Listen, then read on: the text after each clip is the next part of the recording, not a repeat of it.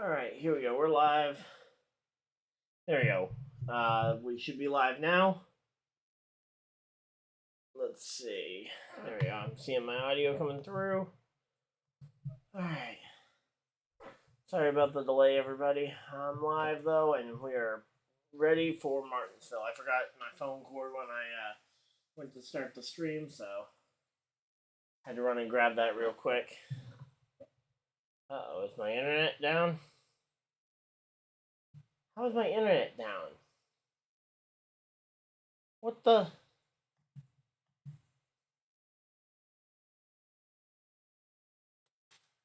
How on earth is my internet down?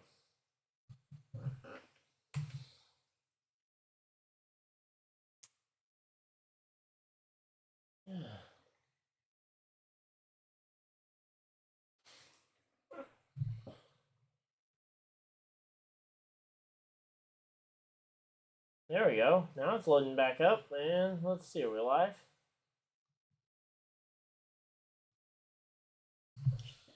Trying to figure out what's going on, because it was saying didn't have internet. There we go, I'm live. Not sure why it wasn't showing me as live there, or why it wasn't showing that I had internet, but I'm back, and we are getting ready for the Martinsville NASCAR Cup Series race, the NOCO 400 here at Martinsville Speedway.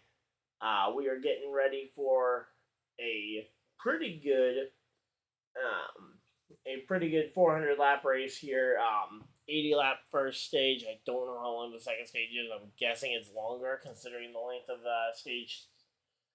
the length of the overall race to make stage 3 not a completely dominating show. But here we go. There we go. How's everybody doing today? We got ourselves a pretty good race. Obviously, Chase Elliott being back is a massive boost to the entire series. It's going to be a big change now for guys around that cut line like Daniel Suarez and Michael McDowell to have a driver that has been so far outside the cut line because he hasn't raced in weeks back in the series and probably going to pick up a win.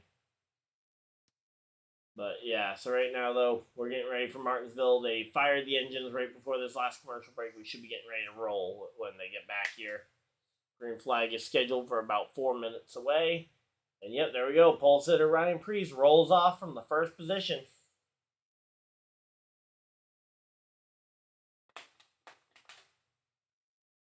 All right, here we go.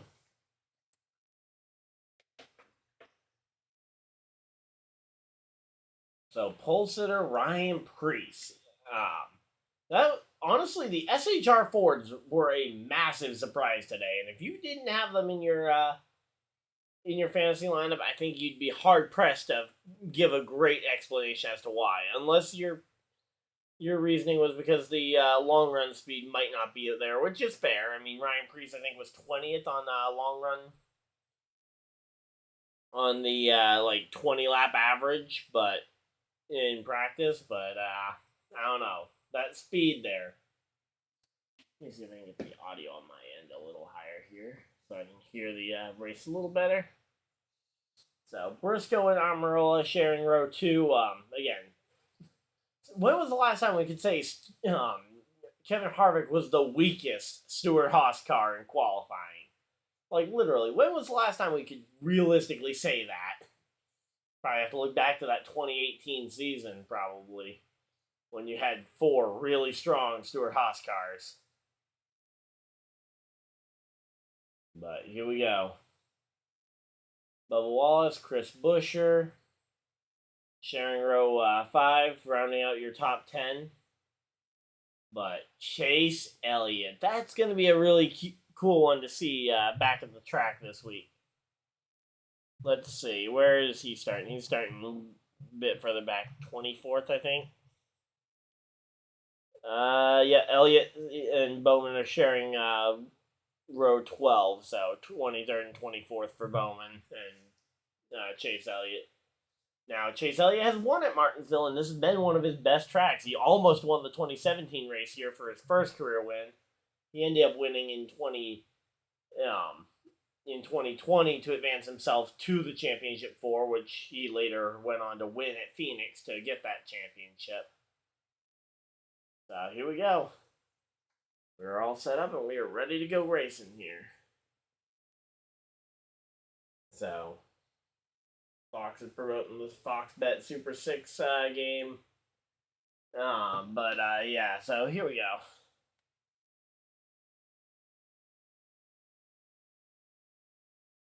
So with them pacing around here, though, it's going to be, let's say the anticipation, I'm sure, is only building right now.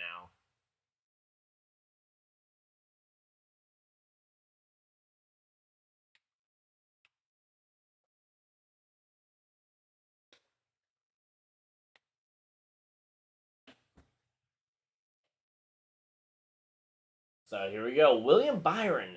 And I say he won this race last year in convincing fashion. We'll have to wait and see. The big worry is the question of whether this package will allow for more passing than last year's race. I mean, you'd be hard-pressed to get less passing than last year, but yeah, the passing last year, though, was an absolute atrocity.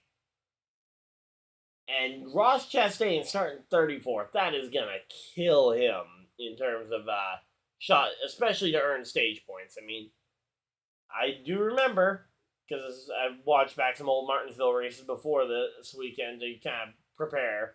And the 2017 Martinsville race, I know a lot of people said that Ryan Blaney had no chance at getting stage points in stage 1, and he ended up with stage points in that one. But again, this next-gen car, it was much harder to pass. And so far, the 2 short tracks on the year at Richmond and in Phoenix, neither track really seemed overly affected by their no, neither of those teams really seemed overly affected by the situation of the new aero package. So we'll have to wait and see, but I think it's going to be hard to pass here.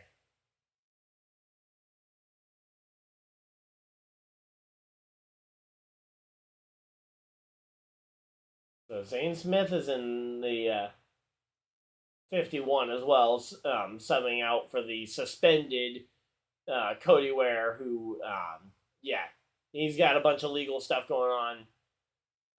Nothing good, and if any of that stuff is true, he shouldn't be anywhere near NASCAR for a while, if not potentially ever. But again, we're kind of waiting. Again, innocent until proven guilty, but again, I don't set the bar massively high because, yeah. Here we go. Racing the rain? Oh, come on. Not again.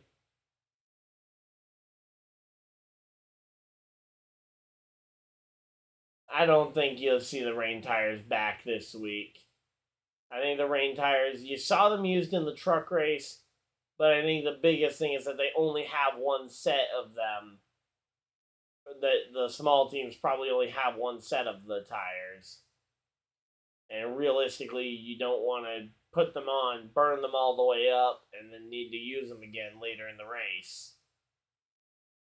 But here we go. Green flag is out, and not Briscoe. I get confused. That's Ryan Preece leading them into turns 1, 2, and now through 3 and 4, as he and Daniel Suarez does shuffle his way into second place here. So Suarez will hold on to second. Then you got Amarola. Then you got Briscoe. Briscoe's in the blue car today. Okay, Briscoe in the blue. He's stuck on the outside right now.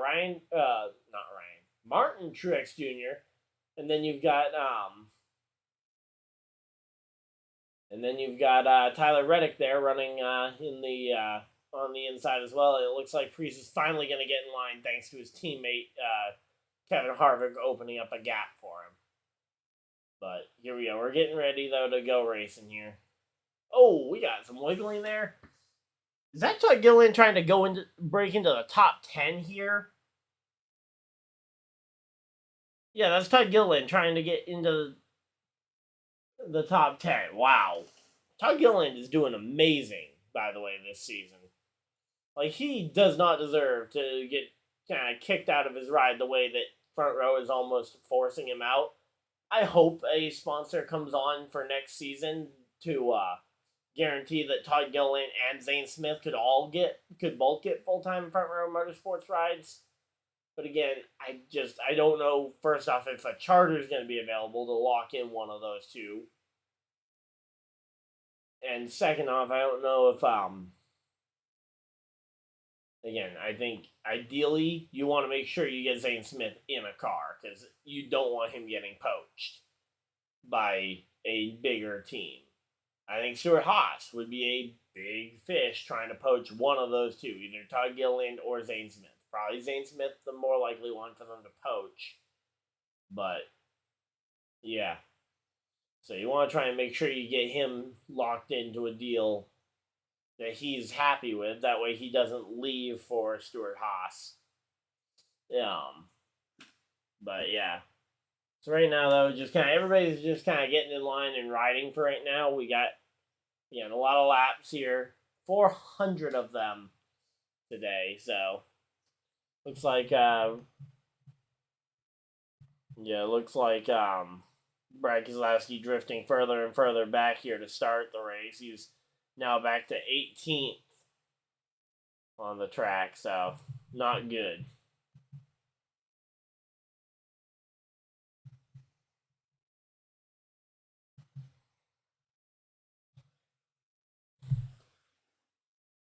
So here we go, 3 wide in the middle of the pack. That's Haley Jones. Oh, Justin Haley, Eric Jones, and so Justin Haley, Eric Jones, and what's his name? Cindric is in the 2 car today. So here we go. Yeah, so for some reason my I'm probably gonna try unplugging my internet or my hardwire here in a bit because the internet is gonna keep failing. That's why the leaderboard also isn't updating as fast as it normally would. But wow, Joey Logano has passed 1 car. Joey Logano is still. Wow, he is stuck really far back there. Logano had to start tail into the field, which is not helpful there. But yeah, it is looking like it's going to be pretty hard to pass here today. Not really much to write home about so far. Here we go. Larson looking the inside on Todd Gilliland. Todd Gilliland up the track. I think, again, Todd Gilliland for right now, he is ecstatic to be up inside the top, even just inside the top 15, honestly, for a driver who is at risk of losing his ride here to Zane Smith in the coming year, and honestly, within the coming weeks, he will be losing his ride to to Zane Smith over time. But here we go. Say Austin Dillon and Ty Gibbs are battling it out for position in 16th and 17th here. Say Kevin Harvick starting to look to the inside on that teammate of his with Ryan Preece.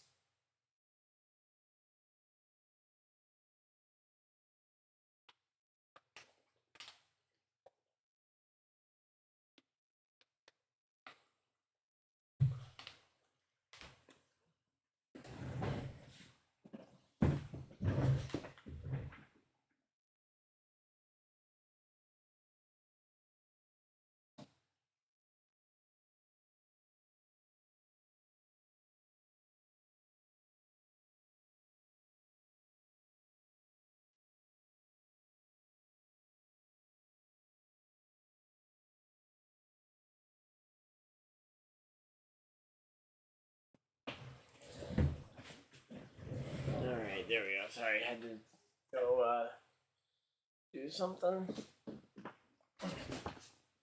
So right now, wow, Ryan Preece, I didn't realize he'd opened up a gap here. He's got 1.5 seconds on Suarez. Wow. Say, Suarez still has Amarola breathing down his neck here. But, man. Yeah, this is certainly a different... This is not the same type of race we've been seeing this weekend. Most of the time, the leaders stayed right close to the second and third place cars through. Now, granted, a lot of that was because they hit lap traffic very early. They have not hit lap traffic yet, so once Ryan Preece hits lap traffic, I guarantee it'll slow him down.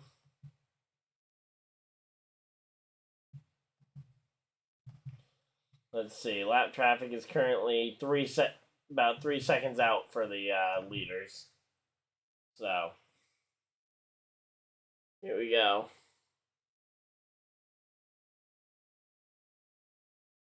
So, yeah, right now, let's see. Leaders are turning 20.8. The guys in the back of the field are going about half a second slower, so. Rough guesstimate, about 12 laps before we hit the, we'll have about 12, or not 12, we'll have about 6 laps before we start worrying about lap traffic. Now, again, I can't say that that's a guarantee, but that's a rough estimate. So, here we go.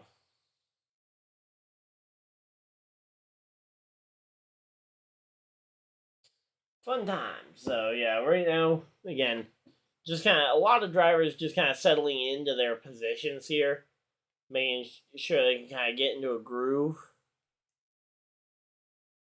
And again, like, the top 3 have actually separated themselves from MTJ and the rest as well. So there's another gap opening up there, so.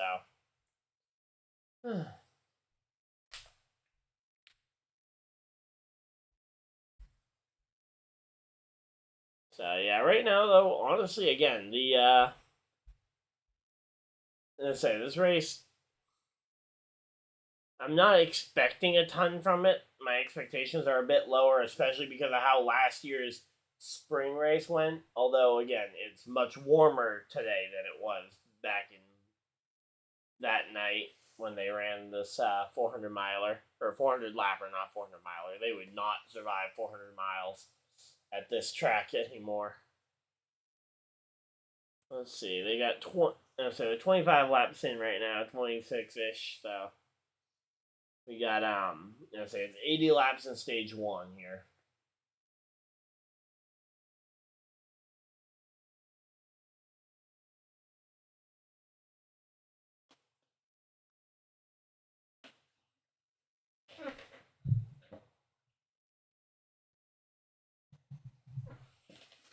So here we go. We've stayed green flag here. I'm curious to see if we end up in a situation where the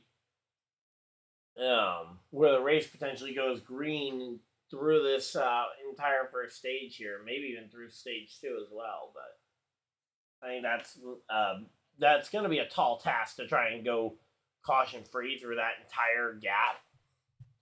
But of course, we'll have to wait and see here.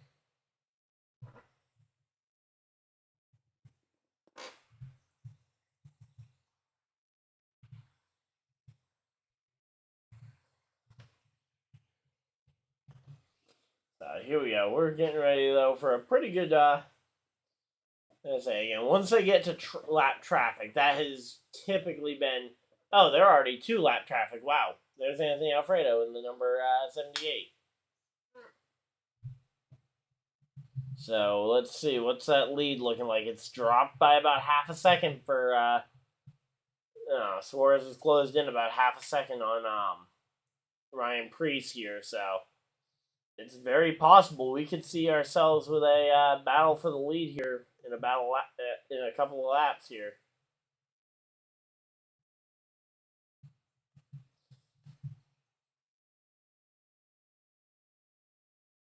So Todd Gilliland, he's stabilized in 12th, which, hey, that's impressive for a driver who's in a car that really is not that great. Let's see, what about for good cars that are on the lead lap? Austin Cindric, come on. NASCAR, show. There we go. Yeah, there we go. Austin Cindric versus Ryan Preece. That's the battle we need to be seeing, because this is Austin Cindric trying to stay on the lead lap in his first race at this track, or not first race at this track. Why am I saying first race at this track? But yeah. So Austin Cindric is going to be in a very tight spot here when Ryan Preece catches him, because he's got to try and defend for his life to try and stay on this lead lap. I don't think there was any rain, because otherwise we might have a comp yellow coming early on in this race, but I have not heard them mention anything of a comp caution. Let me just quickly check Martinsville weather.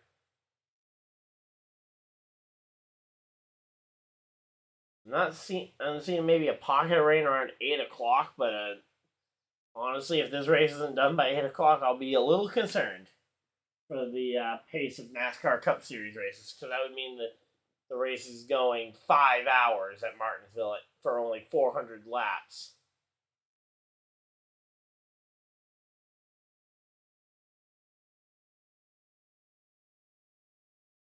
So here we go. Ryan Preece is coming in. He's looking to the inside here on Austin Cindric.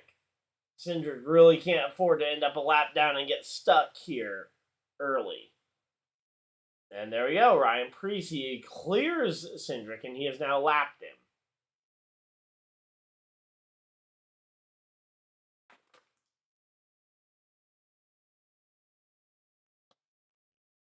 So we're about halfway through this first stage, and you have a lap down, and you are now a lap down for Austin Cindric. This is not good for Austin. Austin really needed to stay on this lead lap here before here, or he needed to stay on this lead lap before we get a caution. But if he can at least get the free pass, that won't be terrible.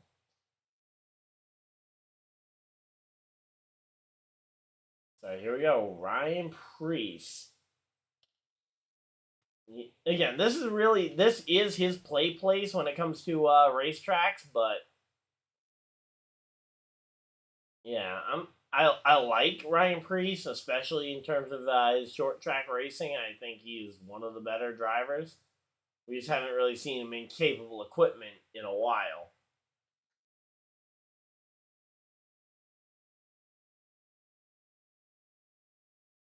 But yeah, as I say, I think this racetrack, the big thing again is that it seems like it's a little tough to pass, which is continuing from last year to this year.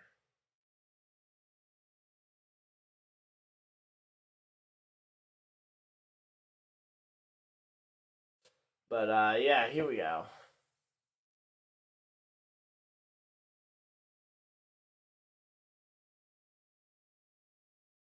So right now, though, there's not been much for changes outside of Briscoe falling back a few spots and Harvick kind of letting him catch it.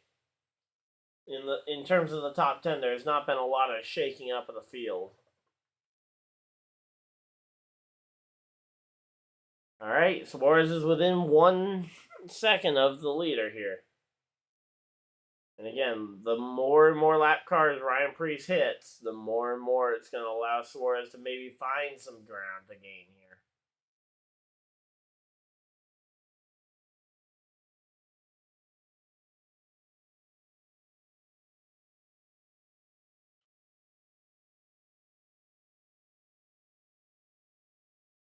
So here we go.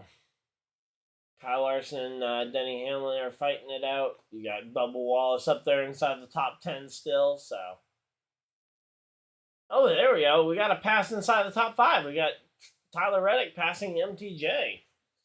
And now you got, here we go, Briscoe making his way to the inside on Martin Truex Jr. That is a little surprising to see some other drivers starting to make some ground on that.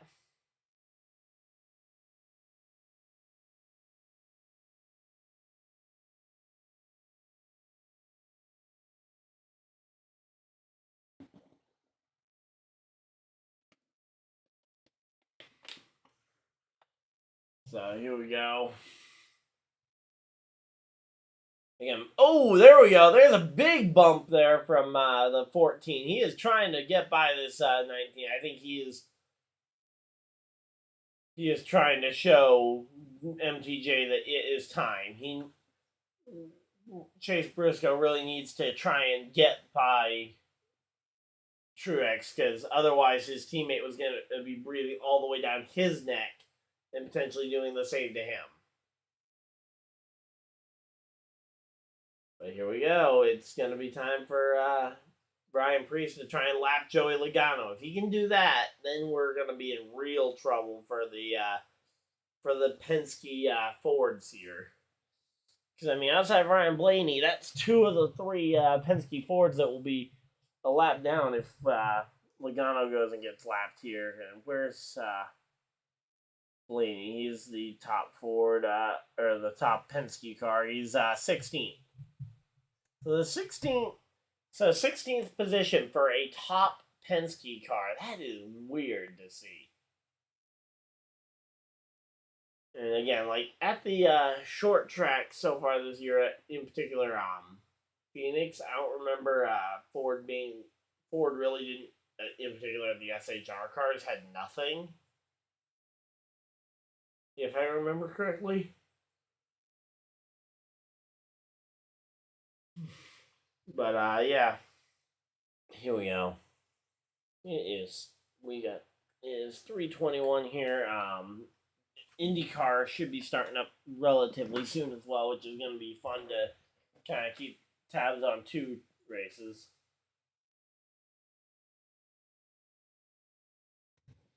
But here we go. Hopefully you guys are enjoying the race so far. I know I am.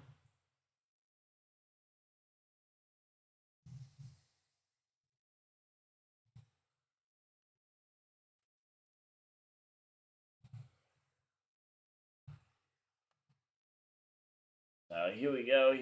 We're getting ready. So Briscoe and Harvick have both moved past Truex. Truex is falling all the way to 9th, now 10th.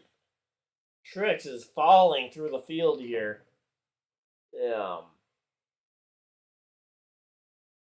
Curious to see where he ends up stabilizing, because if he can't stabilize inside the top 10, there is something really wrong with that car. But yeah, now all that separates Chase Briscoe and Kevin Harvick from making it four Stewart Haas cars in the top 5 is literally Tyler Reddick. Reddick has to get passed by both Harvick and Chase Briscoe to ultimately gain the spots here.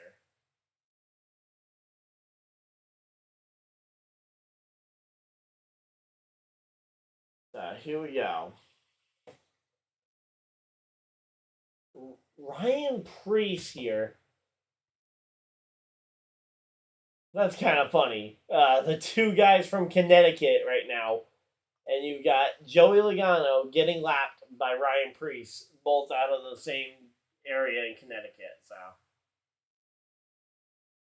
I'm sure those two have probably raced each other tooth and nail on the track a lot of times over the years, I should say. But yeah, I'd love to see Ryan Preece get this win. Even if he could just get the stage win, that'd be some great points towards potential playoff run. But if he can get the win, that locks him in for the playoffs, which would shake up the playoff standings quite a bit, but it would make him interesting at least.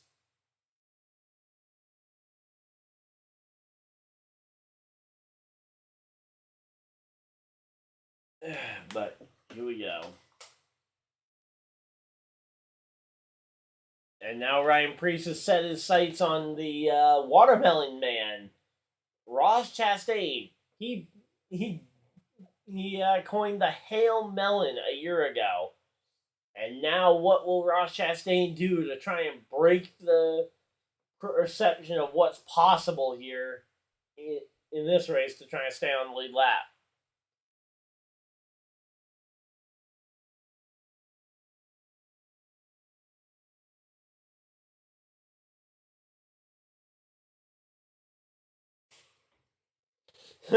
Yeah, that's pretty fair. The booth just kind of mentioned Chastain being the hardest one to move because you can't catch him because he's always looking to try and move other people.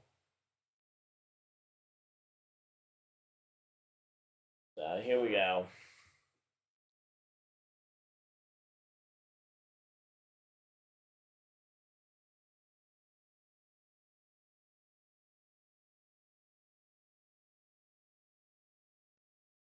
But yeah, right now, Bowman actually trying to get up there. That's what position is that for? That's for 11th here. That Bowman and Truex are battling for here. But again, I think Ryan Preece is really gonna have to try and work hard because it's first off, Chastain is not gonna let himself get past very easily. And second off, you're gonna have Suarez closing in because once you go a lap down, you don't fight everybody as hard to keep yourself on the lead lap. You give the leader trouble to try and stay on the lead lap, but then after that, it doesn't really matter when they're a lap ahead of you, basically. But yeah.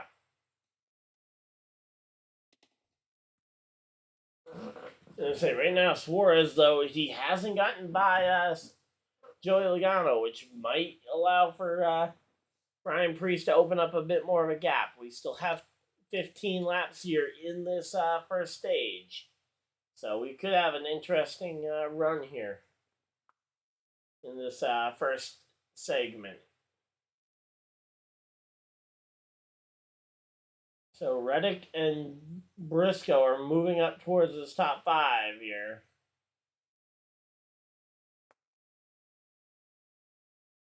So right now you have 4 Stewart-Haas cars inside of the top 6 spots. That is impressive from the Stewart-Haas team.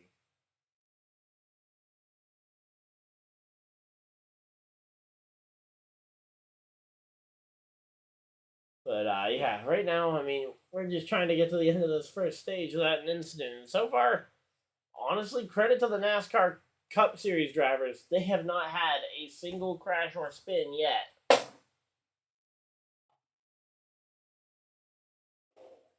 So here we go. How's everybody doing tonight?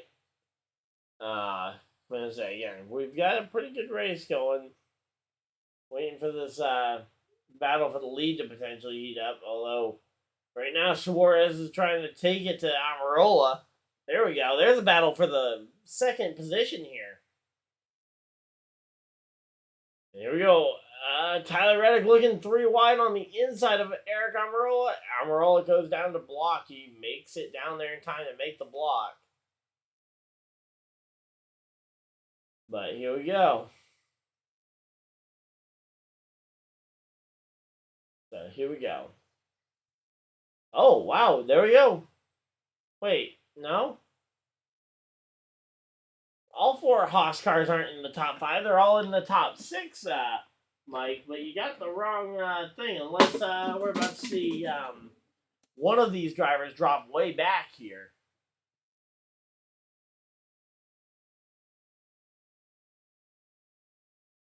So Christopher Bell currently the highest driver in points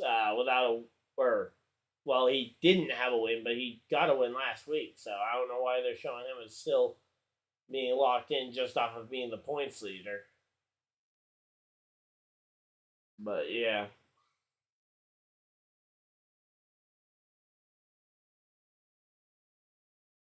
So here we go.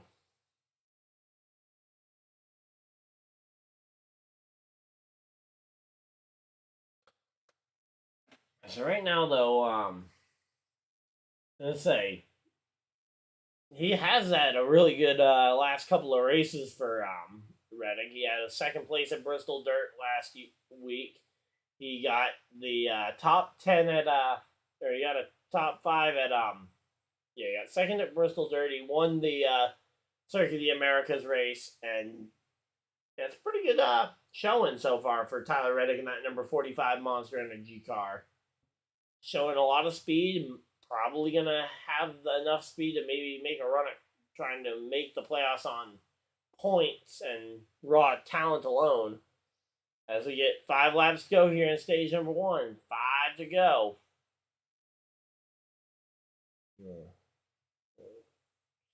But here we go. We've got a really tight battle for this for these spots here. Right now, I'd say Ryan Preece, he's got the comfort of the lead, but then Amarola, Tyler Reddick, they're all kind of breathing, and Briscoe are breathing down each other's necks. So, again, it's going to be a fight here as we get to the end, but I think in the end, I think Reddick should be able to hold on, though, where it's only a couple laps. But, yeah, we are going to have to wait and see, obviously, if we are able to, if that is able to hold true, but here we go. Ryan Preece, wow, he is, I'm going to say, come on, can Ryan Preece lap Ross Chastain? That's going to be a big thing here before the end of this first stage. Because if he can lap Chastain, Chastain won't be able to gain any track position on pit road.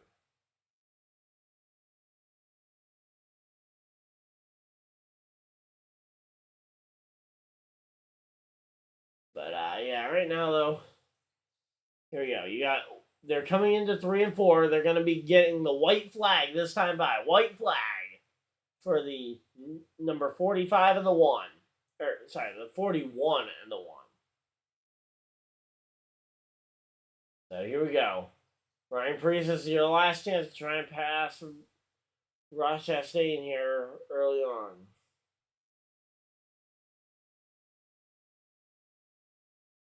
But yeah, so right now though, definitely there we go. Ryan Preece comes around to get the stage 1 win. Not a whole lot of drama. Not much of anything really happened in that first stage. It just kind of was quiet. But it was a very quick stage. We got through the first 80 laps in only 28 minutes, which is impressive. But yeah, hopefully you guys are enjoying this race. I know I am. You guys are enjoying these broadcasts. Of course, leave a like on the stream so I know that you guys are enjoying it. But yeah, you got a commercial break because stage 1 is over. Stage 2 is 100 laps.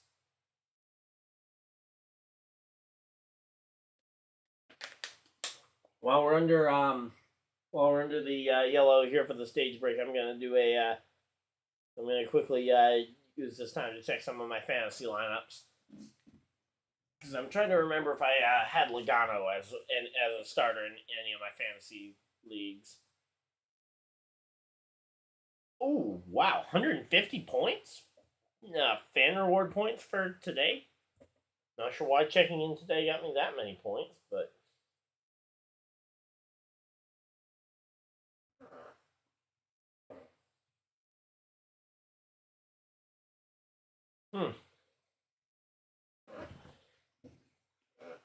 All right, well, there we go. You got 150 points for the NASCAR fan rewards just by checking in on the app. Pretty good.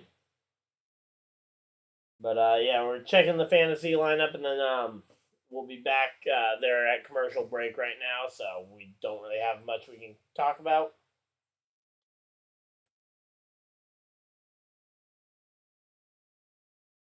I'm putting my phone in while we're doing it. That way we can double work it. So let's see. I did not have Joey Logano as one of my starters, at least not in my main lineup. But so far, it does not seem like it's an easy passing day. So maybe it was too early to try and get an early use out of Chase Elliott to make some points. But yeah, I'm currently 14th in my fantasy league. Yay.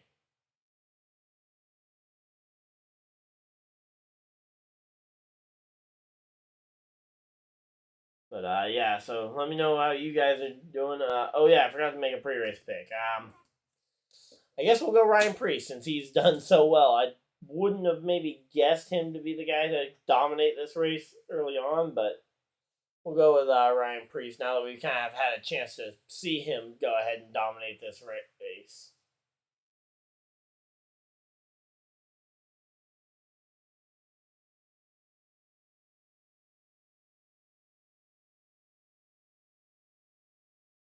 All right, so they're doing their ones to watch. So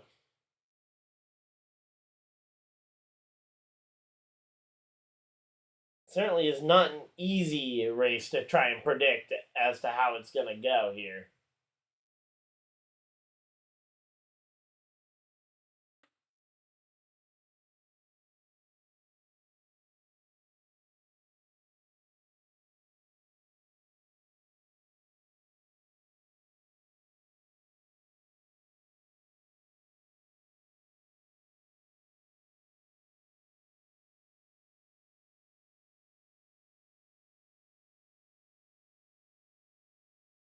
Wow, I have all the No, I got Ryan Priest right. So I got one of the 4 bottom questions right for fantasy this week. That is not a great start. We'll have to wait and see, obviously, if I maintain that kind of position or if I can try and get a little better. But yeah, not a great start. So they're on pit road here. Not a lot of spots to be gained, though. That's really kind of the biggest question mark here.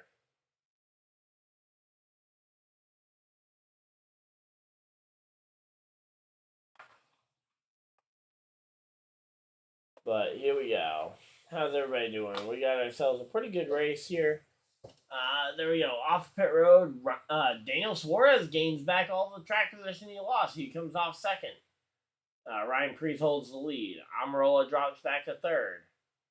So we have they rally back to get their track. All the drivers get their track position back that they, or at least Amarola did. Here we go. That's certainly interesting to see those two guys kind of getting their spots back. Amarola or Suarez getting another shot at it. Harvick maintains it. Briscoe was kind of the big loser there. He dropped all the way to 8th on that sequence of pit stops.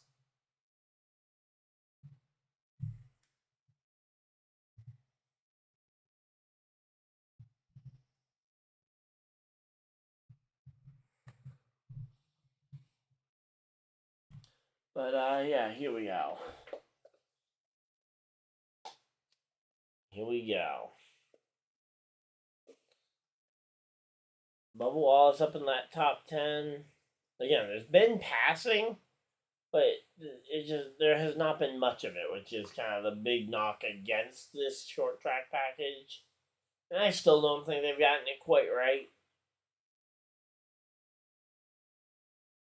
I mean, I think ultimately letting the cars have I think going back to that 2017, 2016 type aero package was pretty close to as perfect as you were going to get. Because it was low downforce, but you also didn't have a ton. It was still kind of, in general, you had the idea that that your car could get loose. Right now, these cars make so much mechanical grip that there is not much going on in terms of actually being able to get around somebody.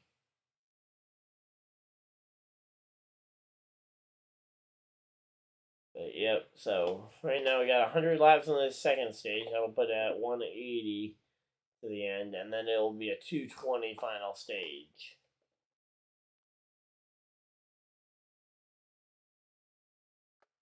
So here we go. Man. And they are back from commercial break. Yay.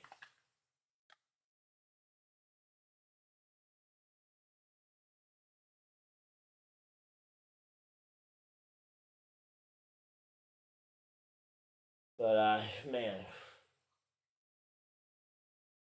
So right now, though, it's hard to really say what's going on. There has not been a lot of passing, so here we go. Larson up to 7th. That's not bad in terms of gaining some spots on pit road. That was probably your biggest gainer on pit road.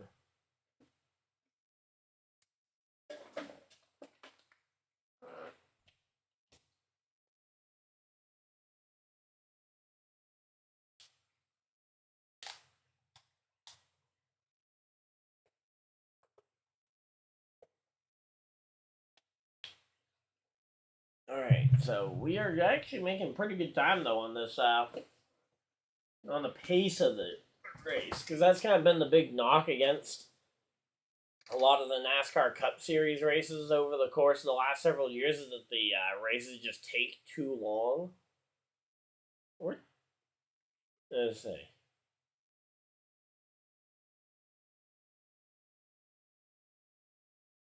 So here we go. Ryan Preece, Suarez share the front row in that outside lane.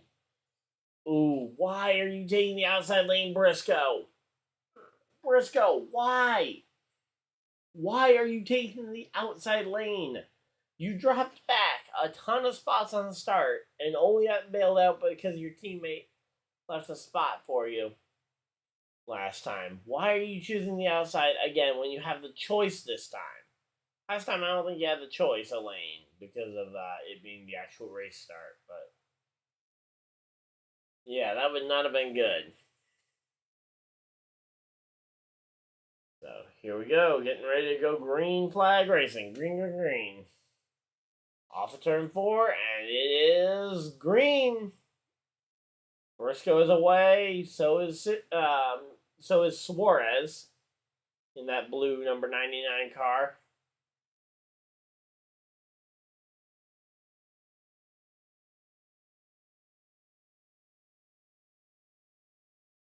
But man, right now though, Briscoe clears Suarez off of the turn here. Almirola is inside. Almirola able to get through and clear. But here we go, man. It's not an easy race to try and get through. Suarez gets the inside line though in 3rd place. Harvick up to 4th here. And yeah, Briscoe's back in like 9th here, and is he still on the outside lane stuck out there wide? Because if so, again, I think he may have made a big mistake by not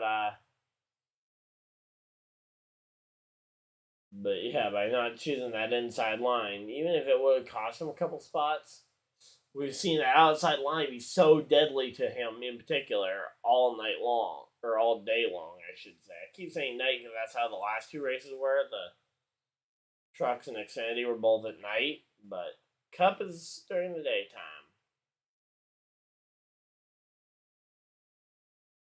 So here we go, here we go.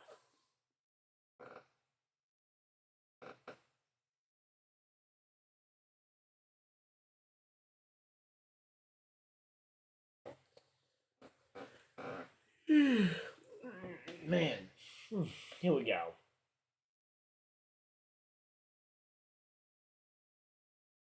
So, 3 penalties.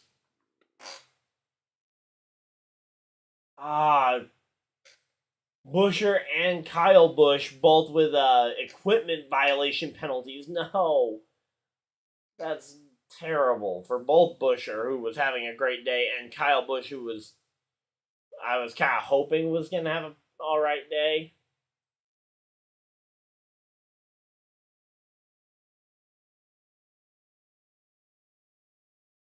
So here we go.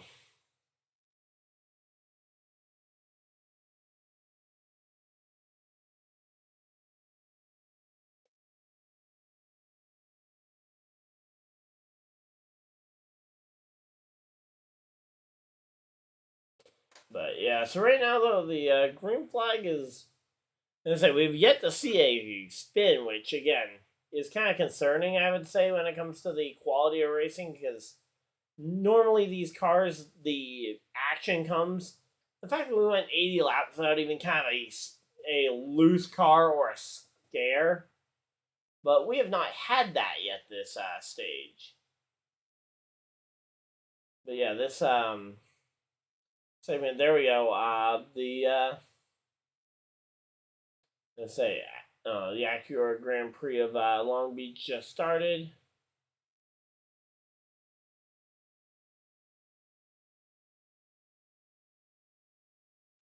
So here we go. Uh-oh.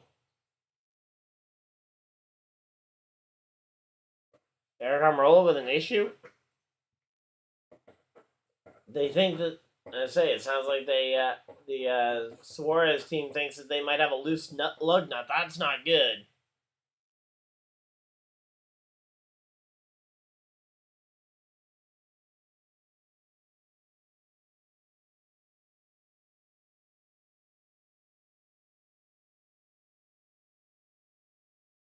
But yeah, right now though, I mean, we're biding our time here to to again when things will start to get shaky because now they're on fresh tires. Honestly, I don't anticipate seeing too much starting to slip and slide until we get about 25, 30 laps in minimum. So we're starting to get to that point where we might start to see some guys slip and slide. Let's see, what about lap traffic? Where's traffic at right now?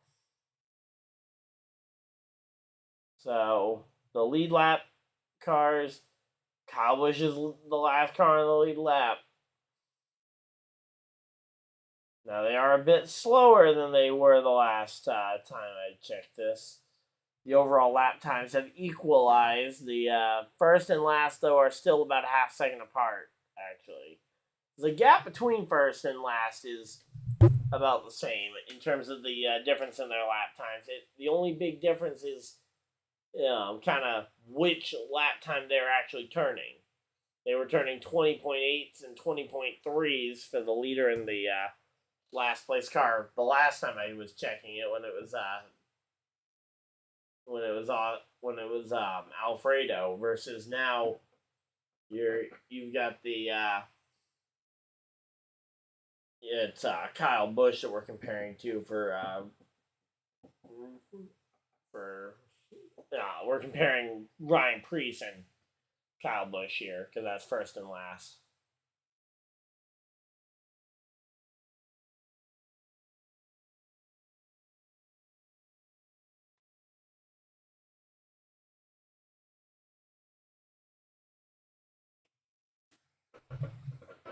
So here we go. We are 28 laps in here to this second stage.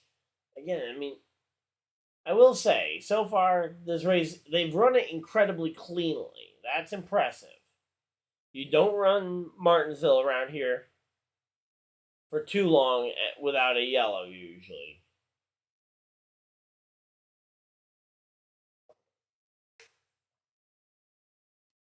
So, yeah, the first 100 laps have already clicked off, and we're not even at an hour yet. Again, I think that the time is going to stretch out later in the race because we're going to have some yellows.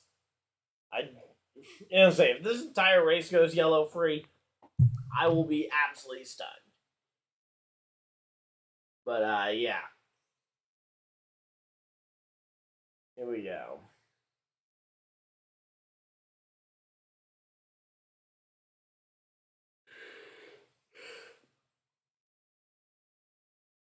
So there we go. Stage yellow, or not stage yellow, but yeah, we have a green flag commercial break here after 30 laps. So we kind of get a moment to breathe.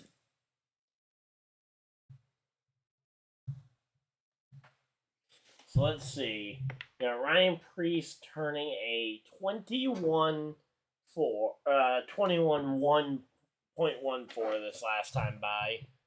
And dead last, or not dead last, but Kyle Busch 21.5. So again, there's a gap, but it doesn't feel like it's as big of a gap as it was before. It'll take them a little bit longer to catch that back in the field.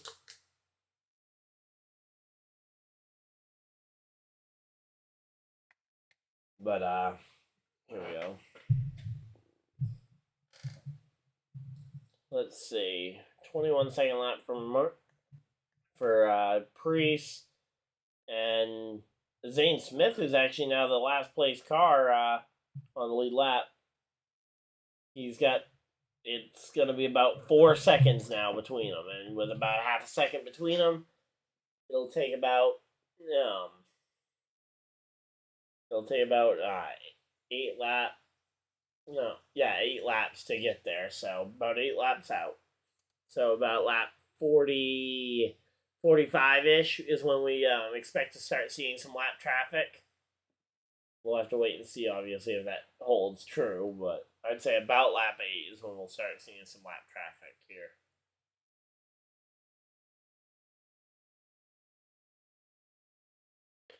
But yeah, so far though, this race has been up and down. How do you get what thing to work?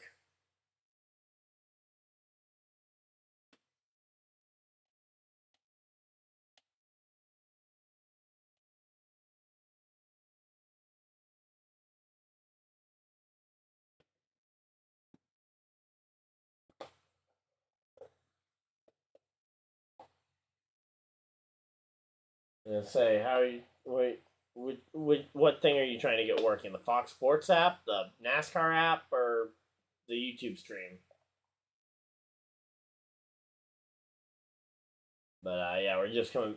Say they're coming back from commercial break over on the Fox Sports app, so we should hopefully be getting to actually see the on track action here soon, or I should be able to see the on track action here soon, and we can call it as I see it. But yeah, can't have the actual can't have the real race footage up on the screen because copyright. And the obviously Fox and NBC, they paid $1 billion for the rights to broadcast it. They don't want just anybody being able to go and rip their broadcast and steal it. Yeah, they're showing the Martinsville hot dog stand right now. Come on, let's get some on. Let's show the on-track action because we should have some lap cars again within about 5 laps. 5 laps, we should have some lap traffic here. But there we go. We're back. They got some on-track cars here, and Ryan Preece is just kind of stretching the lead here, about 0.7 of a second here. Here's Elliott running 28th. I mean, he has not had a great day today.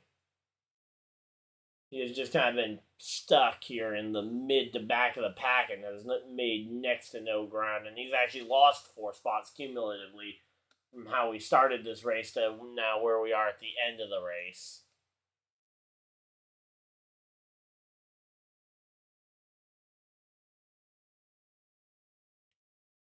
Ooh, Alex Bowman's up into the top 5. That's cool to see. I hadn't actually noticed that Bowman's been making his way through the field. Almost like NASCAR and Fox have not been showing great angles here. But yeah. So here we go.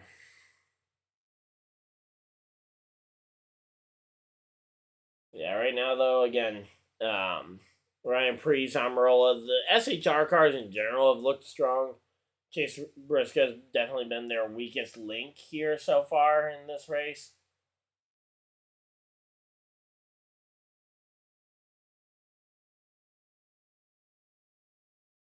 But yeah, I mean, again, it's going to be a hard one for the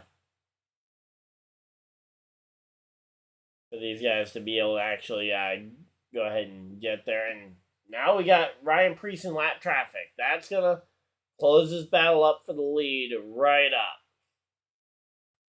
Any sort of lap traffic tends to slow the leader down right away. Now that'll help Alex Bowman in his quest to try and go into that top 10. But yeah, it's really going to hurt these cars that are going ahead and getting lapped right now. The cars that are going to end up laps down, it's going to be hard to fight and get your lap back, especially where there hasn't been like a rash of yellows so far. So you've got a lot of cars potentially going a lap down and a lot more cars that are going to be fighting for that free pass.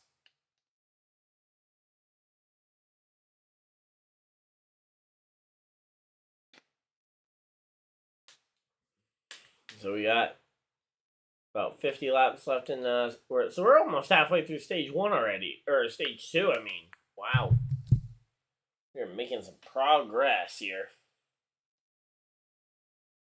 Oh, nice! You can hear the cars from your couch. That's pretty cool to live that close to a racetrack. I can't hear anything from my couch in terms of race cars. Just gonna go through and update my fantasy stuff. Reminder for you guys, if you guys want to try and get your fantasy, if you guys play the NASCAR fantasy game, you want to have your lineups updated before we get to the end of lap 180 here in about 50 laps. And the laps have been flying off the chart. You don't want to miss out.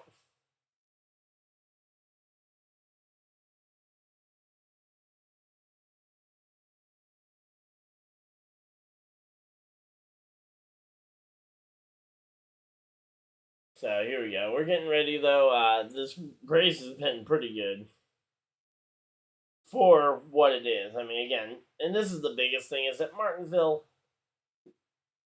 Oh, we got a yellow flag for Harrison Burton going around. Harrison Burton is around.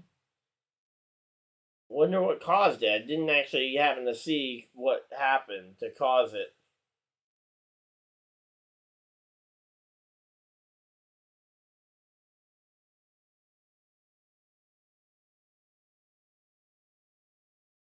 So there we go. Looked like maybe some contact from Eric Jones and it. Oh yeah, definitely some contact from Eric Jones is what spun out. Yeah. So the yeah, no doubt the spin there was caused by Eric Jones getting into the back of the number 21 car there.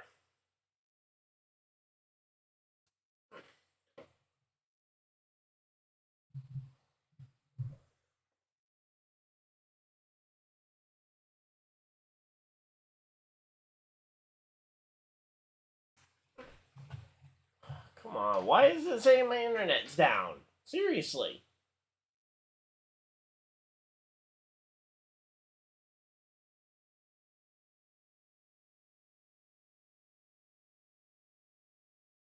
Yeah, I don't know why it's saying my internet is down.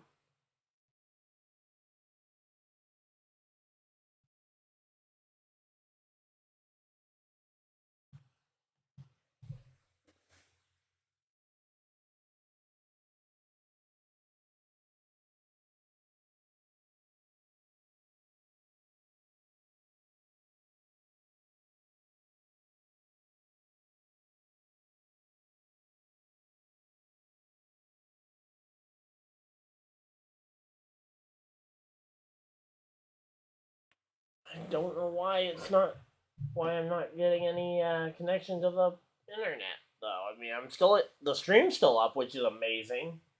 But I do not know why why I can't seem to get access to my YouTube studio.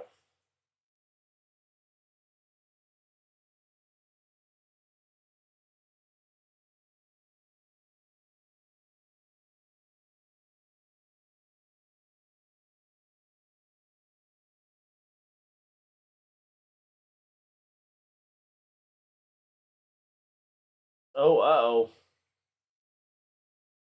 It was at the line for the race off pit road. I didn't get to see it. Priest over, I think that was Amarola, and then. Alright, I'm going to try unplugging something.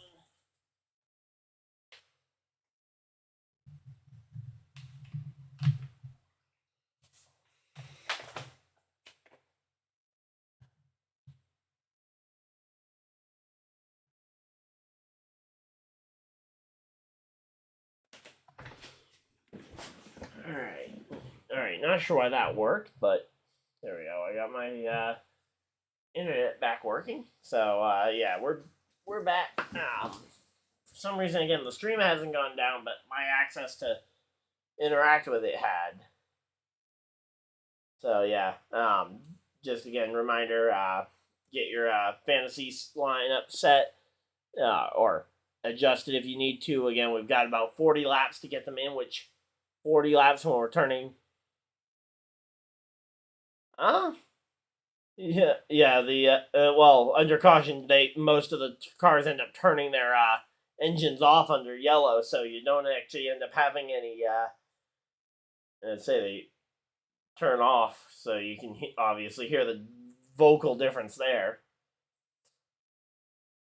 And so I've heard that same kind of expression because when I was at my aunt's, when I'm at my aunt's house, we can hear. I think it's 411 Speedway. I was trying to think of the track over in near Seymour, Tennessee. It's a local dirt track. I did a video there, but I couldn't remember what it was, or I can't remember the name of the track for the life of me. But yeah, you could hear the cars going around there as well.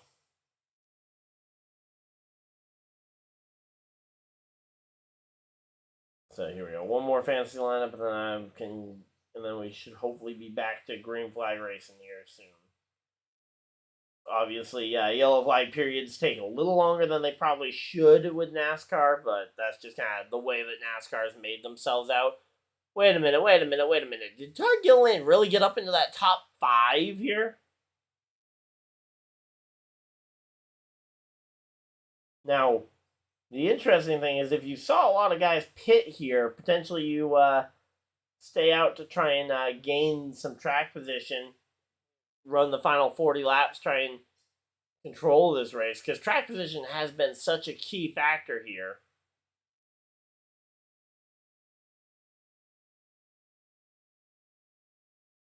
Yeah, I will say,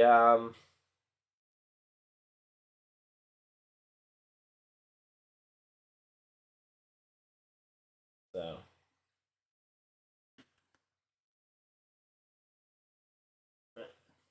Yeah, Chastain, you're not going to fall to 25th in 40 laps. I mean, again, especially where it's been tough to pass. So I really actually like the call for Chastain to stay out here. If you're on the lead lap, stay out, try and gain some track position here. Speeding penalties for Truex, Bubba, and no, Ryan Preece. No!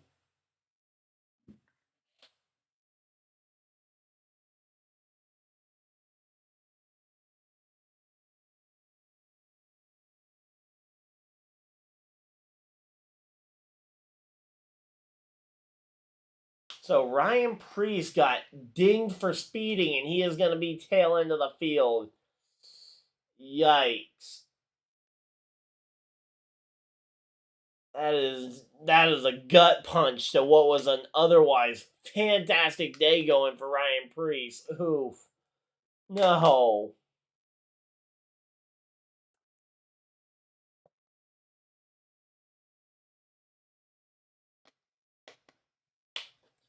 Man. No. Come on. Ryan Preece. No. The speeding penalty, I guess he just he just didn't realize that there was a whole nother speed zone.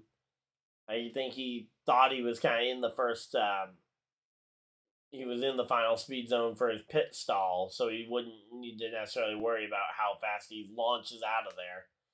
That makes that first pit stall really disadvantageous in that situation because you got to be very careful with how fast you launch because you don't want to stall the car and you don't want to end up with a speeding penalty. And you certainly don't want to do both those things. You don't want to stall the car and somehow be speeding as well on the racetrack. Would be a little tough to do both, but you could do it. I have confidence that some of these drivers could probably pull off.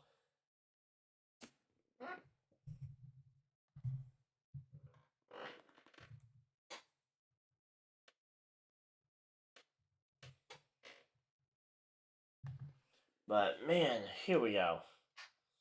Yeah, the fact that we're already almost halfway through we're closing in on halfway through the race and we're barely an hour in. But that makes the Trackhouse teammates now 1 and 2 after that speeding penalty for Ryan Preece. That's going to be interesting there.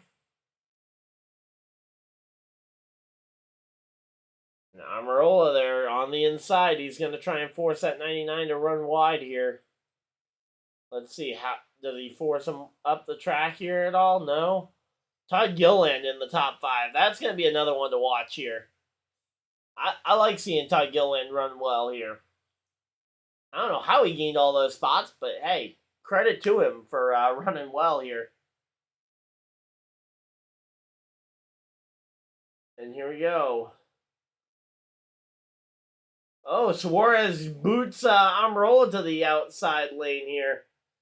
Contact here, and these guys, they're starting to get a little frustrated here. And oh, Daniel Suarez goes up the track, forces Almirola up the track, and now he's middle of 3 wide because Todd Gilliland makes the move down the inside here for second place.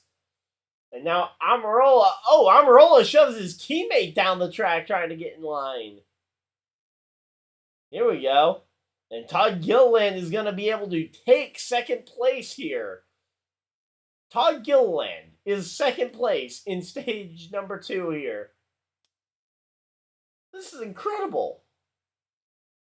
Come on.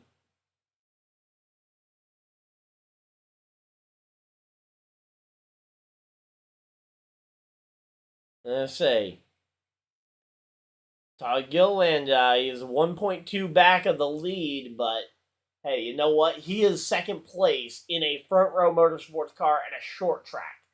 That is not an easy feat to achieve. I mean, McDowell's done it a little bit. I think David Reagan might have gotten it once or twice at Bristol, maybe, but again, it is not easy to come by some top 5s at, or even just running inside the top 5 at a short track in one of these front row motorsports cars. Where is McDowell running anyway?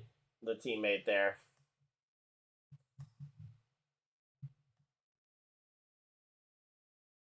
Michael McDowell is 18th, so maybe McDowell should have pulled the strategy that Chastain did of stay out and try and gain the track position, but we'll have to wait and see, obviously. We don't know if that's going to ultimately play out, how it's going to end up working, but it looks really good for Chastain here. Yeah, they're showing a replay right now, and yeah, Suarez muscled into the back. He basically gave a nice normal standard bump and run to Almirola, and then he tried to force and then he got to the inside of Almirola and tried to force him wide again. Oh! McDowell gave a big bump to Ryan Blaney there. Okay, so yeah. Not sure what happened before that, but yeah, McDowell certainly did not seem happy with Ryan Blaney there and rammed into the back of him.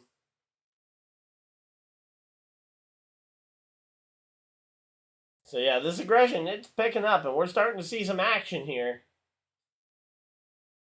at the half mile of mayhem here. And Eric Almirola is still free falling here, which is not good. You need to stabilize and just get in line somewhere here.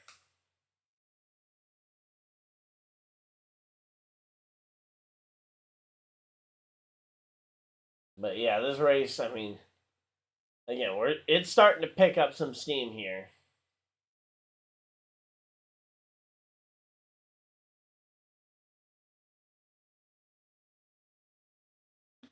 All right, let's see. Where has Ryan Preece been able to make it to after the penalty?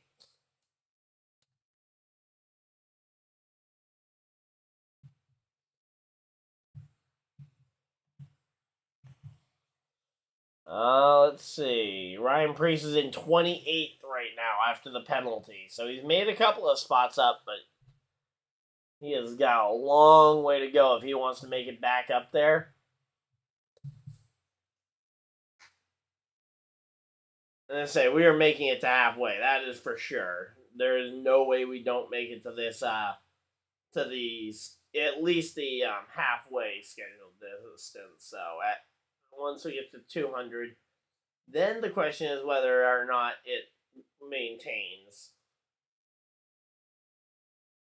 But yeah, so for right now though, I say this race, it is picking up in quite a meaningful way here. We have 23 laps left in this second stage.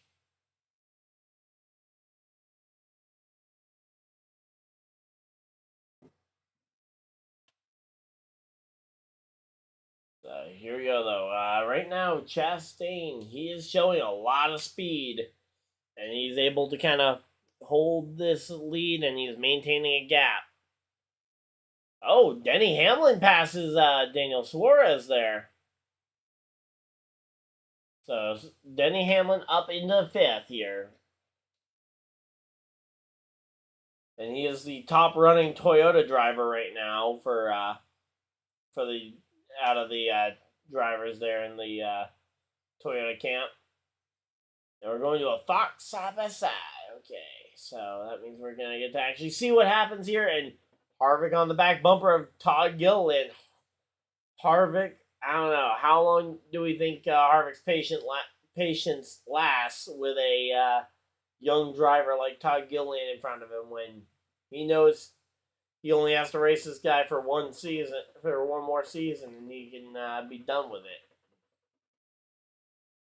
So, because obviously Harvick's retiring at the end of this year, so he doesn't have to worry about racing with Todd Gilliland again if he doesn't want to. And the Fox Sports app decided to go full screen yellow, which means I don't get to see the racing action anymore. Yay.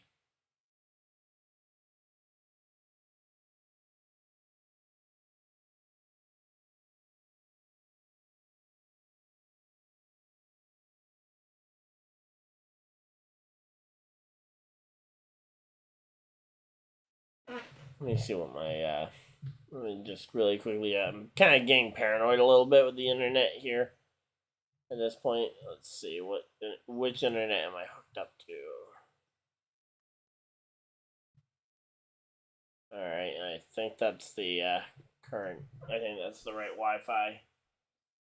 So there, it looks like I'm all set up. And Briscoe up into that top 5.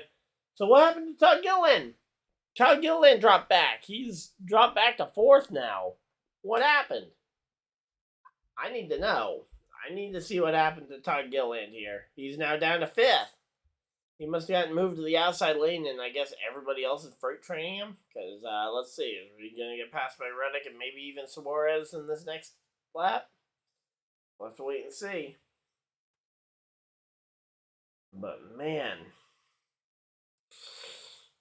that's a bummer for someone who looked like he was in position to get some good stage points. Again, he doesn't really need them because, again, he's so far back in points. All right, here we go. Yeah, there we go. Todd Gilliland back to 6th place now. That's not good. And here we go for the lead. Kevin Harvick and Ross Chastain battling it out for the race lead here. Looks like Chastain, the lead has finally given way. He led for a long time here. Kevin Harvick trying to win in his farewell season, just like Jeff Gordon did, just like Tony Stewart, his team owner, did. I'm sure there's other drivers I can think of that won in their farewell seasons. Matt Kenseth won in his last full-time season. Didn't end up getting a win in his final season, though, that he ran because he came back and ran those races in the 42.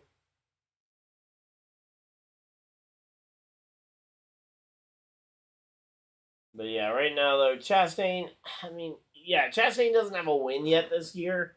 So, in theory, protect some points here, but he's also the second highest driver in cut points, so he's pretty safe on the cut line. Not to mention the potential that he wins the race later on this summer.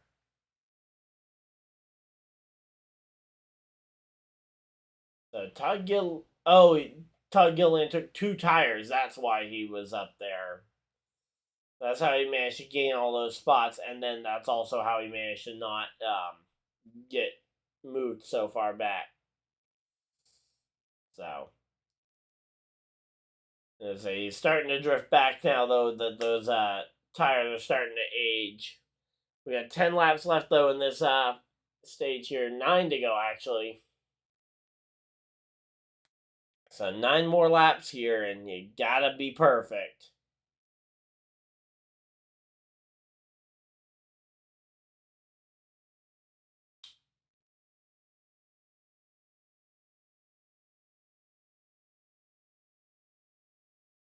So yeah, right now though, I mean, again, so far this second stage, we had the one yellow for Harrison Burton spinning, but so far it's been a pretty clean race. Honestly, we had a little bit of roughing him up going on. Oh wow, Ryan Preece is actually making his way into 24th position here. So Ryan Preece to 24th.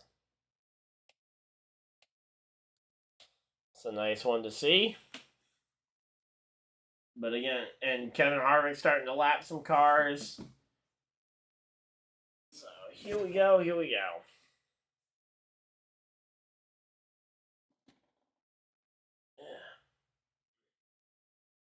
Pretty good racing though here as we get ready for the end of stage number 2.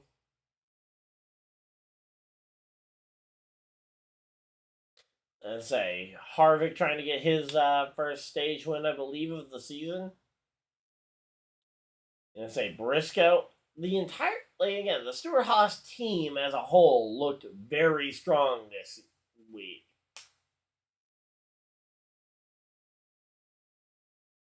First time Harvick's led since 2016 at this track. Wow, that's strange to think about. To think that the last time he was leading a race here, he ended up going on to get the or he was racing with guys like Carl Edwards and Greg Biffle still. That's fun.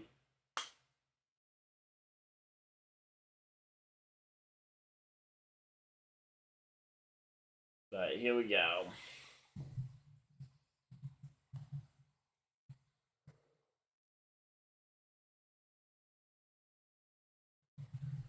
Three laps left in stage number 1. Or stage 2. Sorry, stage 2.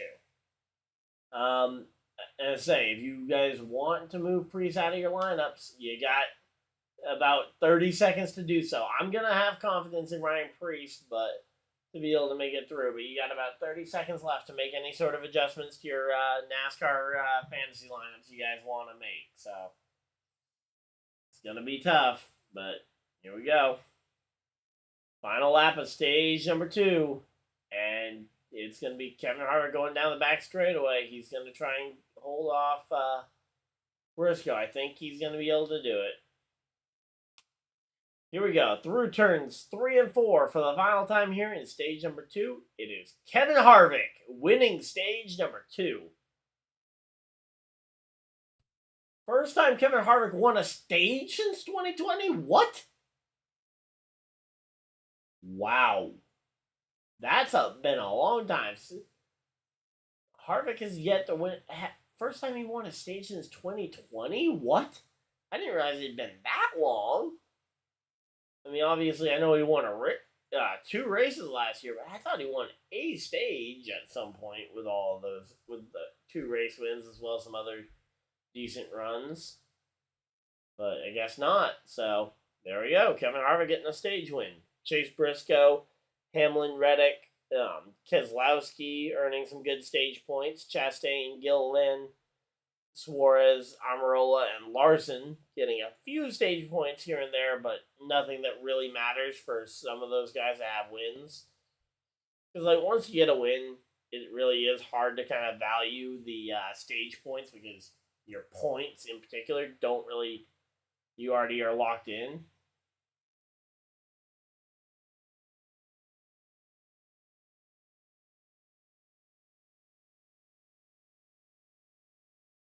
But yeah, so I'm gonna be right back. Gonna go use the bathroom before we get this final stage going.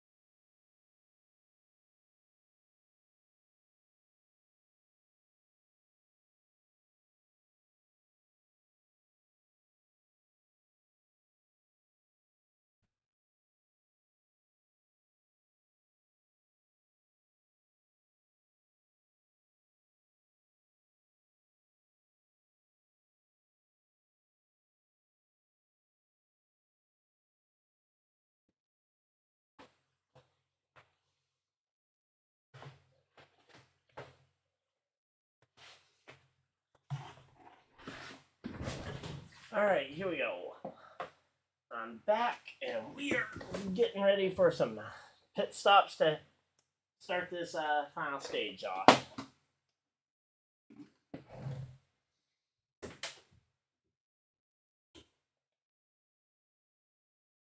So this race will be over today, even if there's a ton of rain later. They won't end up postponing it to tomorrow at all. So there we go. Alright, I'm back, and here we go. I wanted to at least get the phone charging a little bit here in between the stages. So yeah, Truex was kind of... maybe I should have benched Truex for Elliott, because that speeding penalty for him was not great, but again, maybe he can make it his way back up there with some strategy calls here, but yeah, we'll have to wait and see here. First stage win for a few years for Harvick, but man. Alright.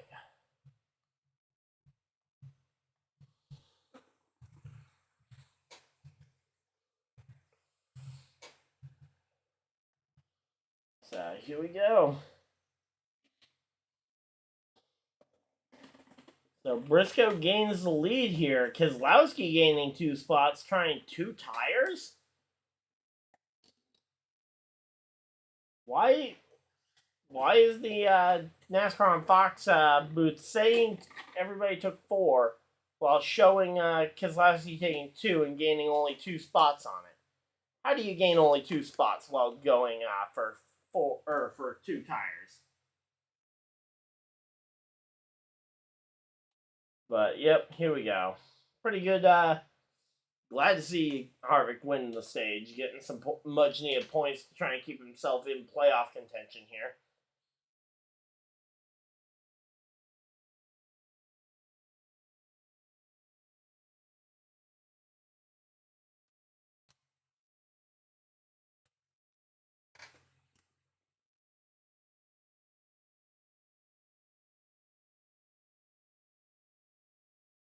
So 3 Stewart Haas cars up in that top 5. The only one not seen is the Ryan Preece. Let's see, where did Ryan Preece come out after all this? We may have to wait a little bit, but 21st. Okay, not bad. Again, I hope that Truex can start making some progress, because I did choose to leave him in my lineup. I probably shouldn't have, kind of looking back at it.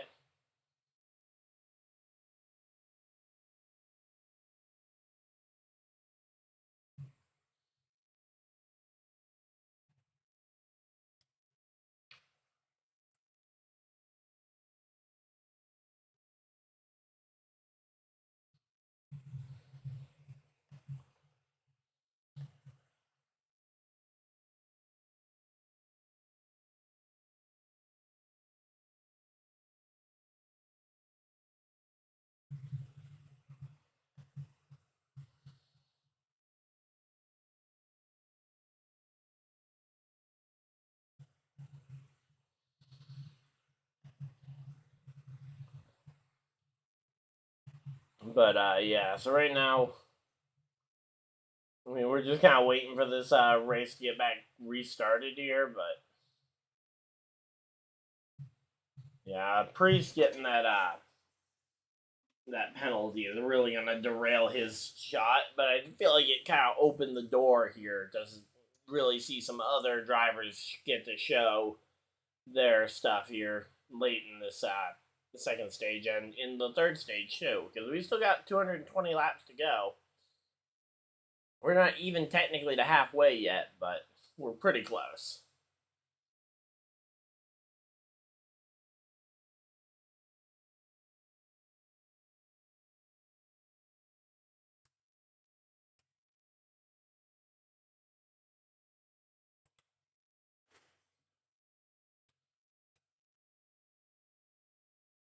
But yeah.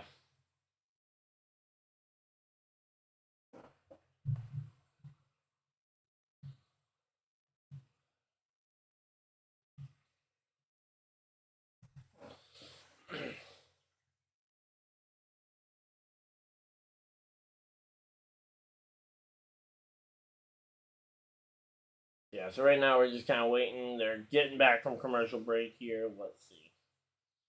So at the next yellow, I'll unplug it and move the race feed so I can kind of look more at the camera.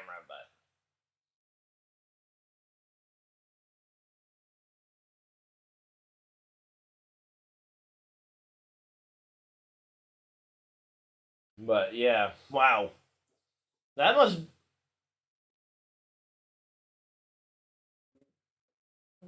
Kids in a class got to build a NASCAR Cup Series trophy. Um, yeah, that's a really cool. That's a really cool class. I wish I had that class in high school.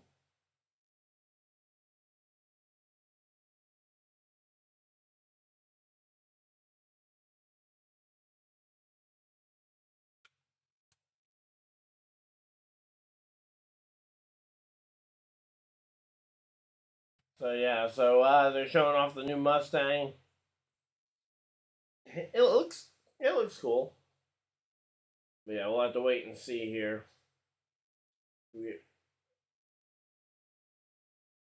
So here we go. Harvick is second, but he chose the inside line on the choose cone. Then you had because Lasky chose the outside. Amarola chose the outside, despite instead of going three in line on the bottom to try and freight train with the teammates. But here we go. We're getting ready for the restart here. And it is green, green, green. Green flag is out, and they are racing at Martinsville. Briscoe with the jump. So Briscoe can already start working both lanes, but I think he wants to try and help his teammate get on through there. Now he and Harvick can work both lanes here.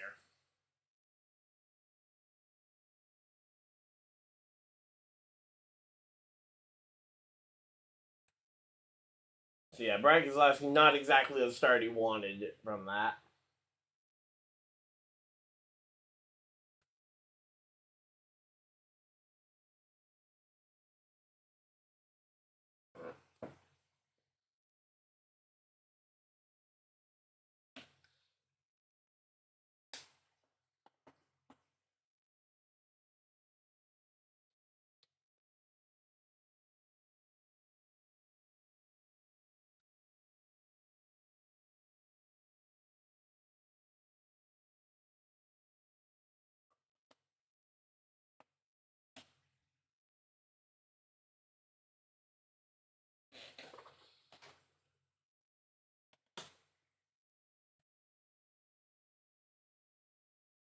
But yeah, so right now though, they're kind of the booth is talking about the distinction between them being wet weather tires and not rain tires. Again, it kind of feels the same way for these. But yeah, it feels like when it comes to these rain tires, it might be a bit much of an investment for a very situational use. Because if you can't use it while it's very light rain or misting, then what are you really going to use them for? Just to get green flag racing a little sooner, speed it up by like 30 minutes, and then have a long yellow at the end of every stage? Oh, Bowman making some contact to the back bumper of Christopher Bell. Wow. Weird to see, weird to see that one getting roughed up.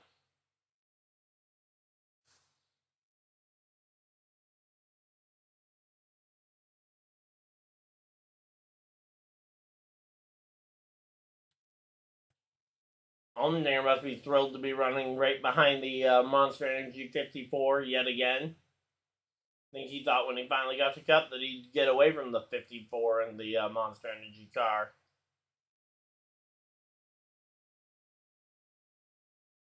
Because obviously he ran second and he kind of was battling with the 54 almost his entire year last year in the NASCAR Xfinity Series.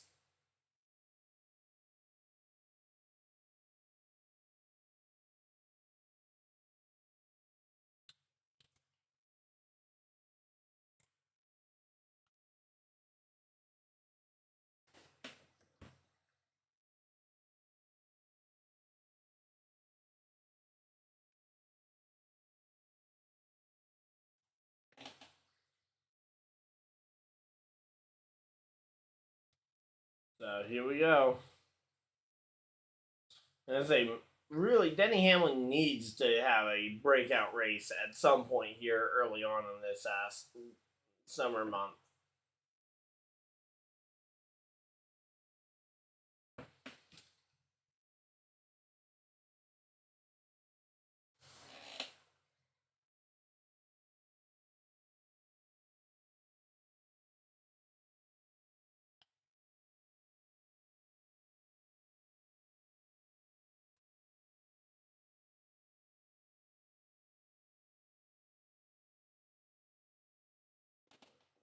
But yeah, passing cars has just seemed like it's been really tough for the NASCAR Cup Series this year, in particular at the short tracks. Even with the reduced downforce. Now, granted, we've seen people be able to pass, which is something.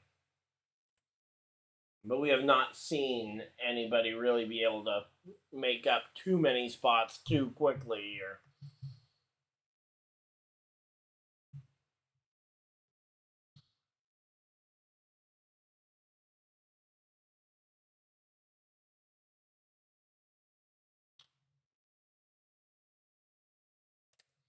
so McDowell is back in 26th, which is not good.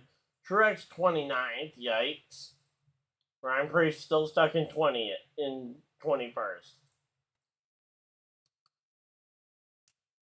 So yeah, not really much for changes in this top 20, really.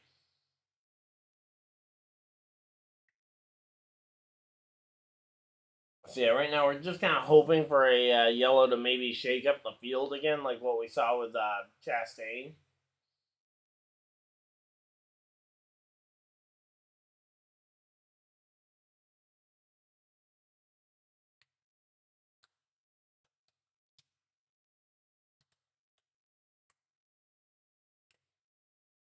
And I think, honestly, I think a lot of the difficulty to passing could very easily be chalked up to the fact that, look at the lap times. First through last has been running about half a second apart in terms of lap time. There is not a lot of difference in the speed all the way through the field. So, like, the fastest car, let's say you are the fastest car and you're trying to pass the slowest car. Yeah, in theory, that seems like it should be easy. But you're not too far apart. You're still pretty close in terms of speed. And then you have that with every car in the field is within that same gap. And it makes it hard to pass, especially hard to pass a lot of cars, because you've got a lot of cars that are very competitive on the lap times.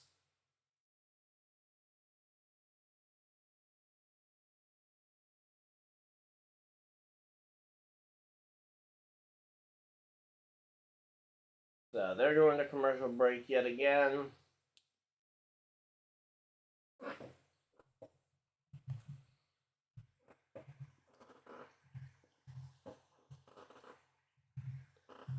So yeah, there's some interesting racing going on, but so far, it really just not much has been happening here. So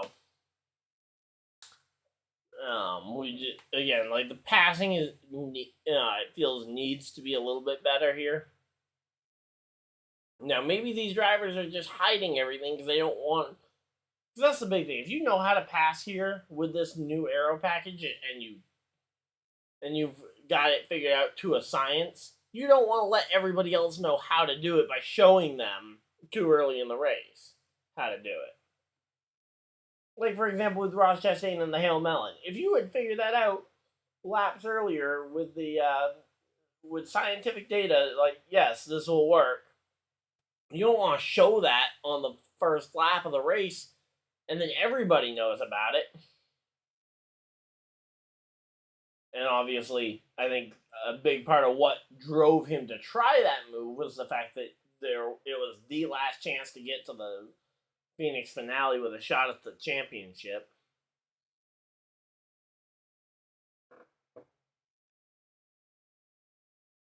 But yeah.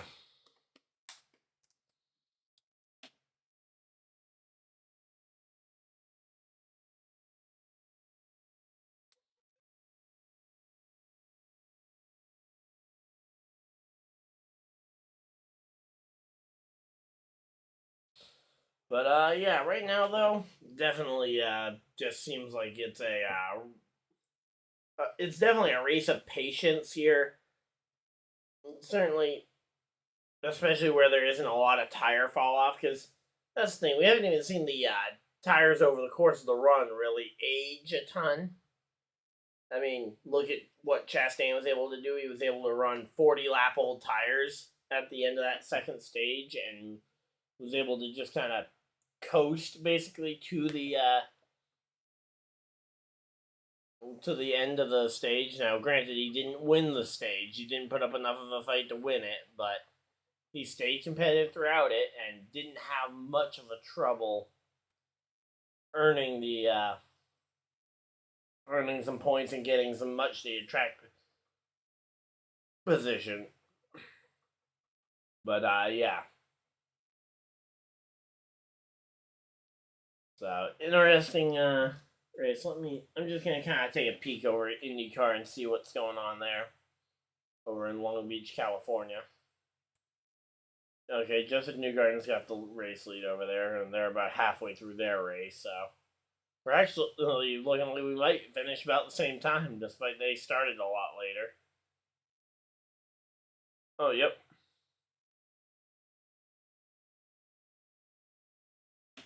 So here we go.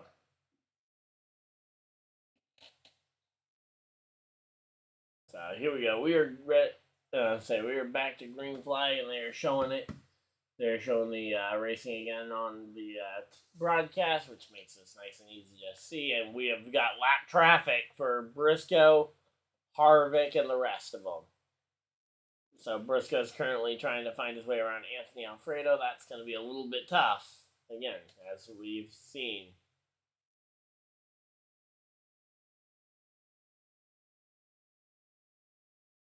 But yeah, so right now, Denny Hamlin in third. He's staying pretty close here. Those three cars are really close, and then you've got 4 seconds back between Denny Hamlin and Almirola, third and fourth. There's 5 seconds between them. Now, granted, Denny is now in traffic, and Almirola does not appear to have any traffic, so Almirola might close in here, and it's going to be interesting to see what this race ends up looking like as we get down to the end of this thing. But here we go.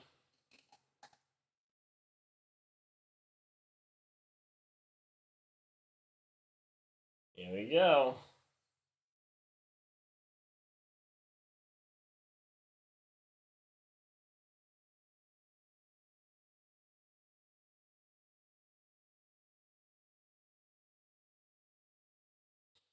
But yeah, right now though, there's just a lot of these teams. It feels like are just kind of settling into position, and they are gonna run this thing out. Todd Gilliland though, he's currently in 8th place here.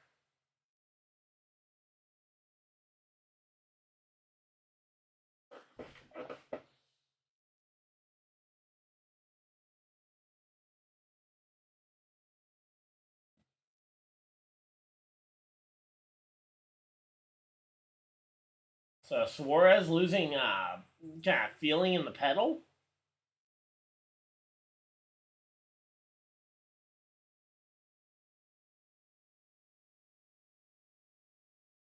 So yeah, Chastain's done amazing to try and recover this day that he's had.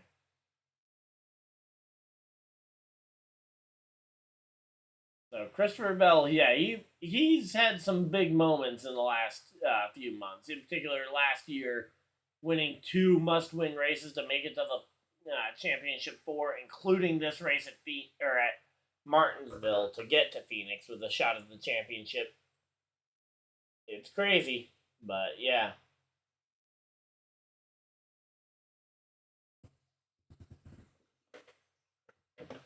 So here we go. Ty Gibbs currently 14th. I'd love to see him try and extend that top 10 streak to 5 straight races for him. But again, I think the big thing about Martinsville for Ty Gibbs is going to be kind of earning the respect of the Cup Garage, because I feel like over the course of his Xfinity Series races, he kind of lost some of the respect of the Cup guys before even really racing a lot of them. with the performance that he put in, and with the kind of moves that he made on, like the one he made on his teammate at Joe Gibbs Racing at the time, Brandon Jones at this track last year. Moves like that one didn't, I feel like, made him potentially lose the respect of some of these guys before he even got here. So, repairing that is definitely goal number one for Gibbs, especially coming into this track. But, yeah, would like to see him still get a top 10, though. Would show some speed, show some strength, that he can run well.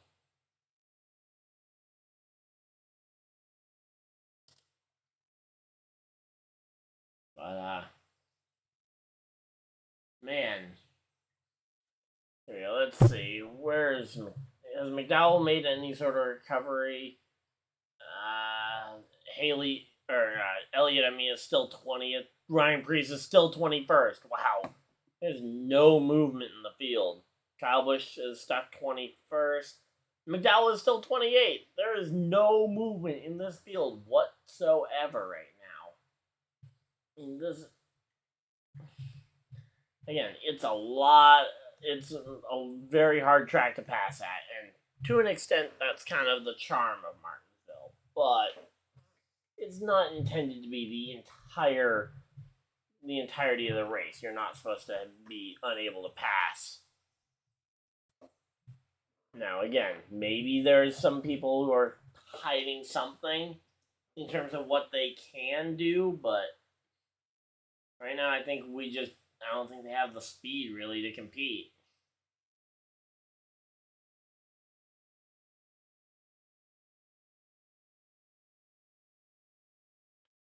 So here we go. Joey Logano, he's still working his way back to the front from the original, starting in the rear to start this race, which he's only made it to 23rd throughout the entire day. Wow. This seems to be Kyle Busch's version of the pedigree car for his RCR tenure. It's a paint scheme he probably won't run very frequently, and it seems early on at least like the partnership is going to result in him not running well in the car either. Let's wait and see, because there's no guarantees.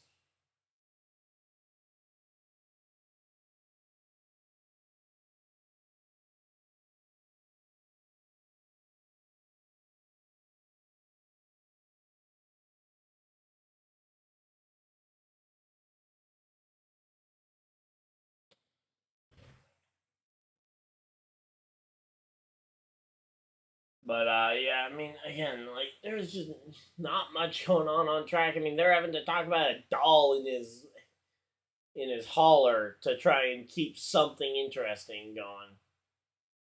Like this really is probably the first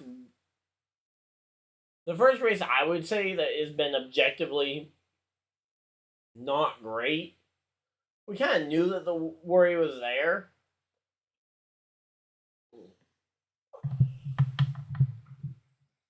But yeah, I think the big worry, again, the worry is the fact that it has been very tough to pass here, but it shouldn't have been a big surprise considering how last year's spring race and even the fall race, up until the Hail Melon, there wasn't a ton going on. So, yeah, I'd say the spring Martinsville race has been just kind of off.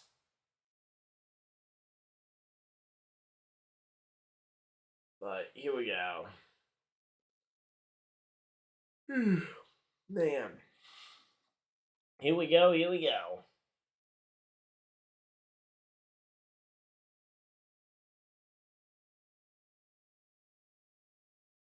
But yeah, who do you guys think's gonna get this one? Do you think Briscoe can hold on? Do you think Harvick tries to get greedy late in this race? Do you guys think someone completely random comes up here like Kyle Larson or Brad Keselowski comes up from 5th or 6th to try and challenge for the win? Do we think a late race wreck maybe hurts some of these Stewart-Haas cars that are having their best day in a long time? What do you guys think?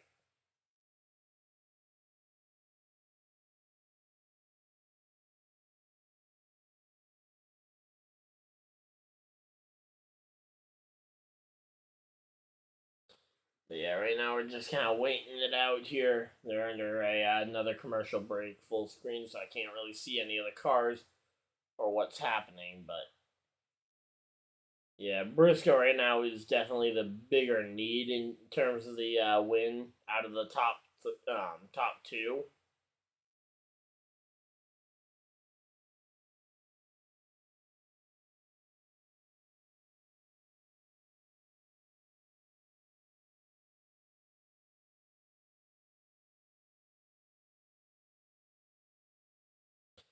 But yeah, I mean, right now it's just kind of.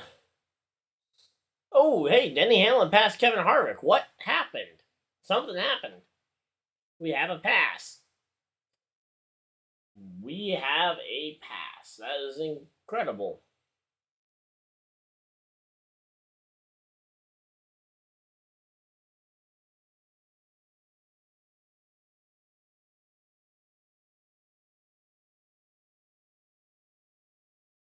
But yeah, I mean, right now again, like we just have not had the excitement on the track that we've been looking for. And then of course we get one of our few passes inside the top five happens while we're at commercial break, which is fun.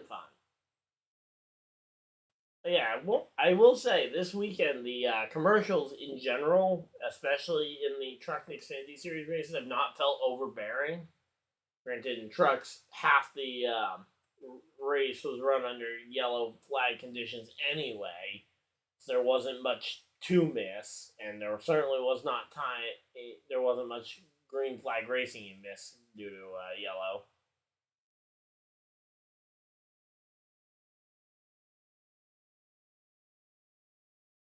But here we go.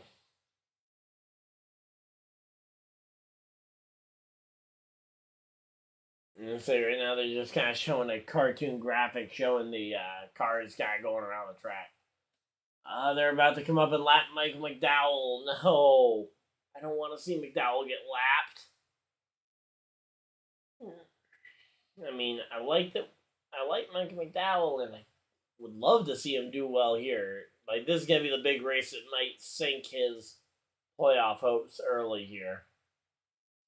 Yeah, I kind of said to a lot of friends like, hey, if Mike McDowell can just stay close for the months of April and May, June, July, and August shape up so well for that 34 team.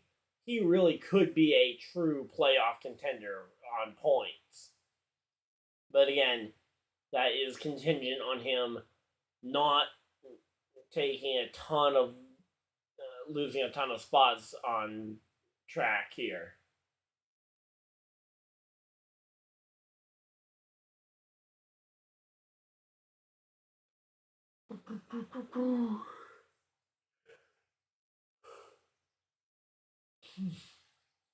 So Denny Hamlin looking for the lead, and no, he's not able to get the lead. Not Harvick. Briscoe able to lead at the line, but Hamlin's got that inside line, which is going to be really tough on Briscoe. Briscoe might have been clear there barely, but he certainly didn't have the room to make the move down to block Hamlin. But he is getting some great runs off the corner. Again, almost clear into these corners. At some point, I think Briscoe might get clear and might be able to put a block, but as of right now, it does not look good for Briscoe trying to make this happen.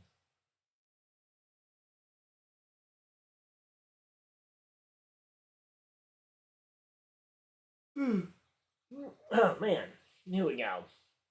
We got a pretty good race though going on, and there we go. Hamlin looking the inside. Hamlin did lead at the line that last time by.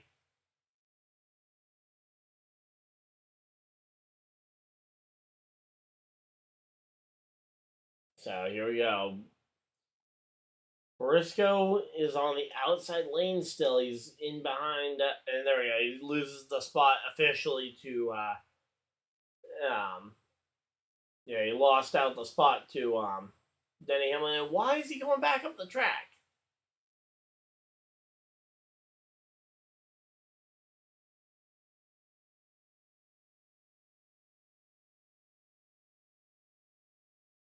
But yeah. So right now, though, I mean, let's say right now, Briscoe, yeah, he's moving up the track a ton right now. I don't know if that's the car mishandling, if that might be his hand starting to hurt because they were talking about his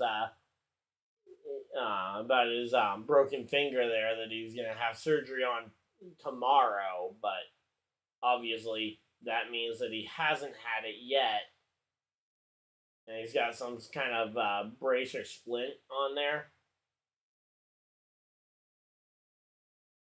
But yeah, it's just another one of these things that we're gonna have to wait and see on if it ends up impacting the race. But yeah, I'm roll up into fourth place, so you got some good performances here. And hey, Chase Elliott made a pass. Elliott is up into the he's up to 19th.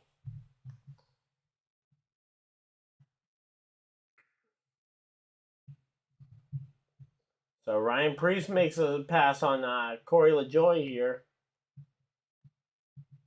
I'm just gonna go ahead and star a couple of drivers I want to keep an eye on without having to keep scrolling for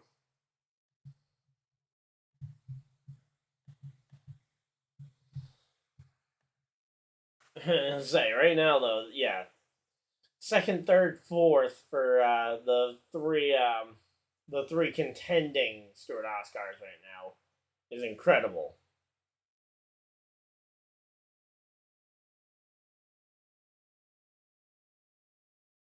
But yeah, right now though, I mean, again, it's just kind of running in place here.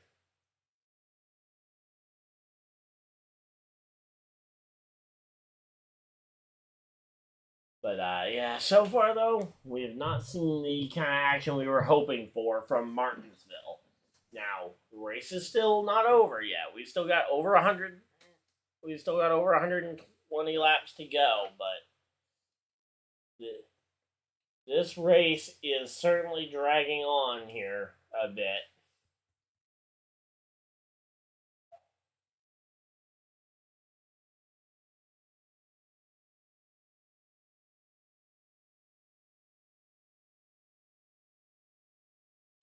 So let's see. Yeah. Oh, Amarola got by Briscoe there in the battle for the of the teammates there.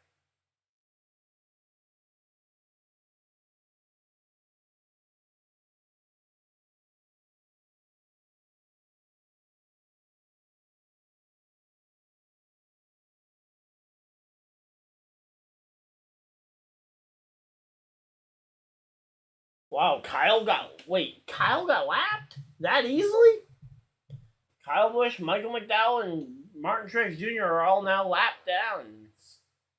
And honestly, Ryan Preece is pretty close to going a lap down. That is not good.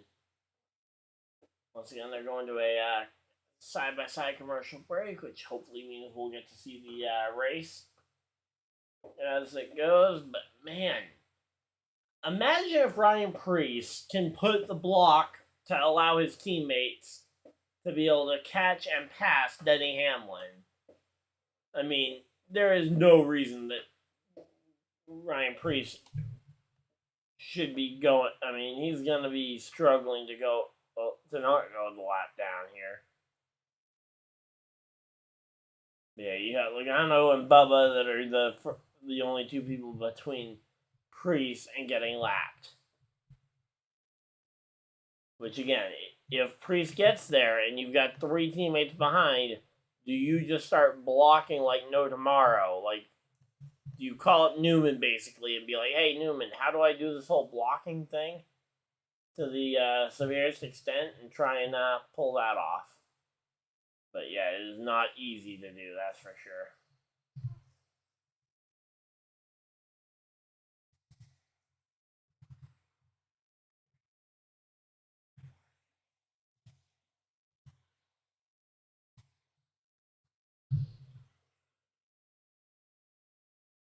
So yeah, I mean, right now it's kind of hard to call how this race is going to go because you don't know what's going to happen in the final 100 laps. But again, so far this race, it's having a very green flag look to it.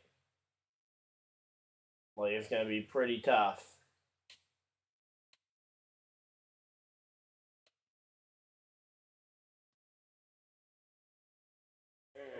Here we go. I want to see how this ends up going when they go to lap Priest. In fact, have they lapped him already while we've been at this side by side? No, they have not. Ooh. There we go. They just lapped Logano. Next up is going to be Bubba. Here we go. They're showing the leader. Good. They know what the... I wonder if they know what the storyline is here. But Ryan Preece is going to be getting lapped here soon. Does he block to the ends of the earth for his teammates? I think he might. As I say, he's the team. I think he is a team player here. And he knows the team game here.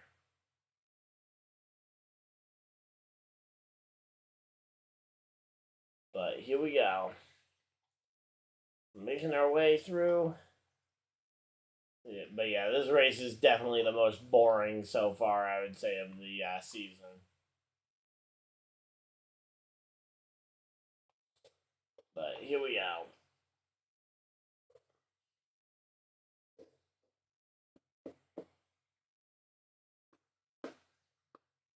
Kyle Busch just paid Corey LaJoie back for apparently almost spinning him out. Let's see what happened here.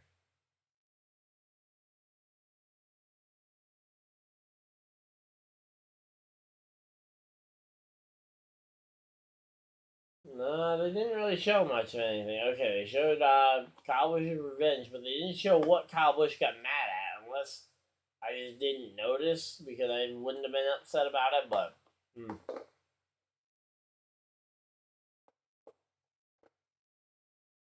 Yeah, okay, the Fox booth is agreeing with me that was not payback worthy there.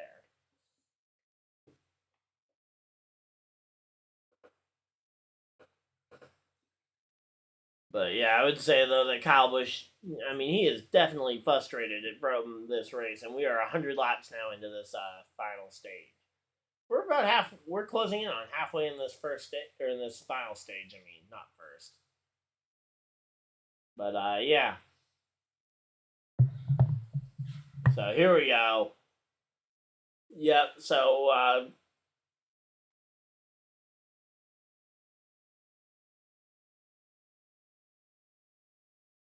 oh yeah, no. LaJoie definitely swerved right at Kyle Busch. Kyle Busch did get into LaJoie coming off the corner. I will say that much, but that was a severe kind of reaction from Corey, and then obviously you saw the punt that happened. So I'd say right now they are just about drawing even, but here we go. We're back to Ryan Preece. Oh, what?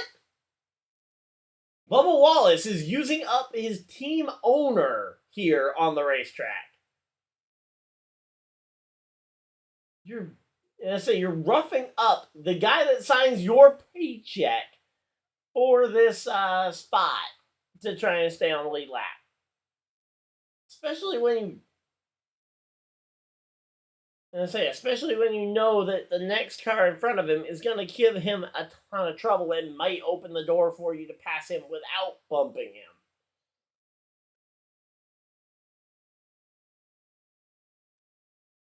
Can we just get a yellow here soon to try and bunch us back up? Maybe give some alternate strategy options. Although I would say at this point we're so late into the run that you pretty much would need to come pit 4 tires. Now maybe you take 2 tires or no tires, but that's... But yeah, right now though, here we go.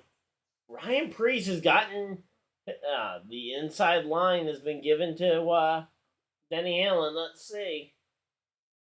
Coming up through the corner, and yeah, Preece is not putting up as much of a fight as I thought he might. Mainly, I didn't expect him to let the 11 alongside him at all here.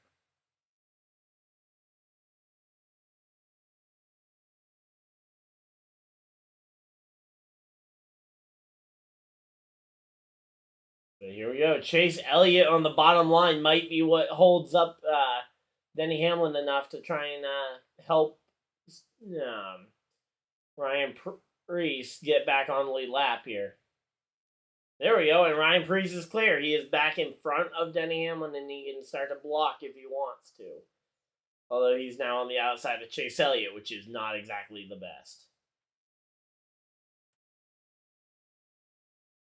And, we got a pit stop for Blaney under green. Green flag stop for Ryan Blaney. Looks like 4 tires.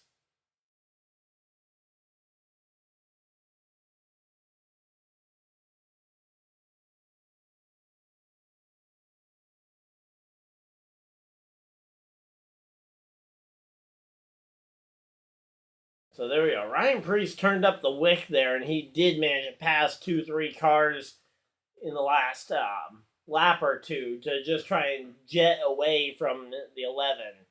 So I think Ryan Preece might have something more than what he was showing.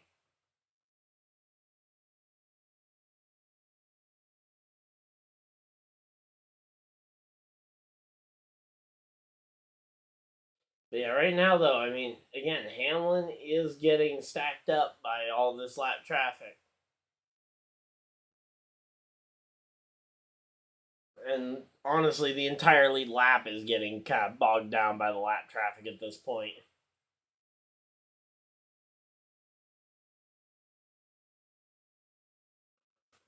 Alright, I gotta try and restart my Fox app because it's getting really choppy and I'm not able to understand what they're saying. But yeah.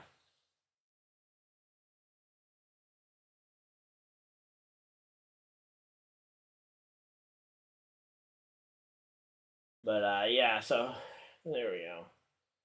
And say it looks like it's gonna be a fight. Oh, we got the Stewart Oscar's pit. What? While we were restarting the app and waiting for it to actually recognize that I restarted it, we had the Stewart Oscars all pit. That's something. Oh, and now Denny Hamlin is on pit road along with Ryan Preece.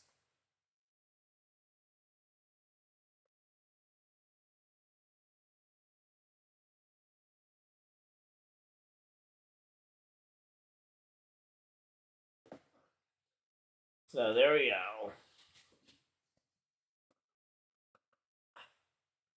I really am curious to see what ends up happening here. I think if you're Todd Gillen, I was gonna say if you're one of these cars in particular, maybe a Stenhouse, a Bubba Wallace, an Austin Dillon who haven't really had much of a shot today, maybe even a Michael McDowell, you try and stay out here to try and wait for a yellow, wait for something to happen. Mike McDowell, I would love to see him try this strategy. It might lead him some laps. It might even luck him into some good track position to end this race, similar to what happened to the Josh Berry car last year. Or not last year, but a couple weeks ago at Richmond in the Cup Series.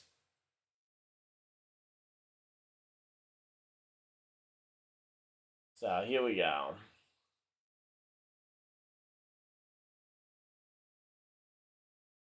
So there we go. Stenhouse has come to pit road, and we now have Keselowski, Suarez, Bubba, Logano, Austin Dillon, and Michael McDowell, who have yet to pit. I would love to see.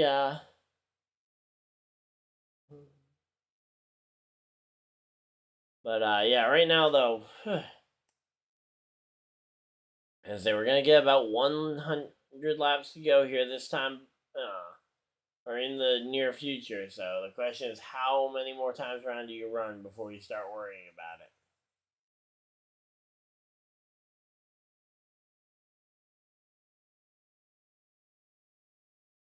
But yeah, right now though, there we go. Oh, hey, Harvick making the pass on Michael McDowell. That's not exactly the best. Again, I don't think McDowell needs to panic and pit. That's the big thing. I think McDowell just needs to stay out and wait for the yellow.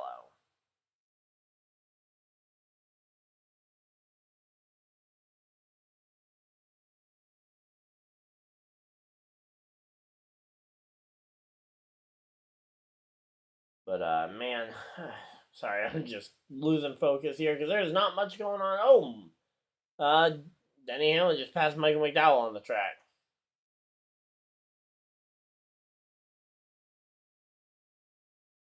Man, I would love to see potentially someone try and make this strategy work.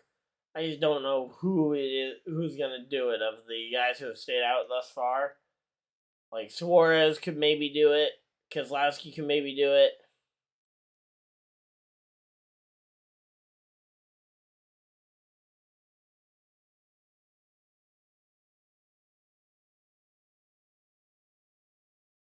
But man, here we go. Oh. Did I hear tire against the? Yeah, there's a tire against the wall. Anthony Alfredo lost a tire. We gotta have a yellow for that. That's gotta be a yellow. How is that not a yellow? There we go. Thank you, NASCAR. That yellow should have been out much earlier.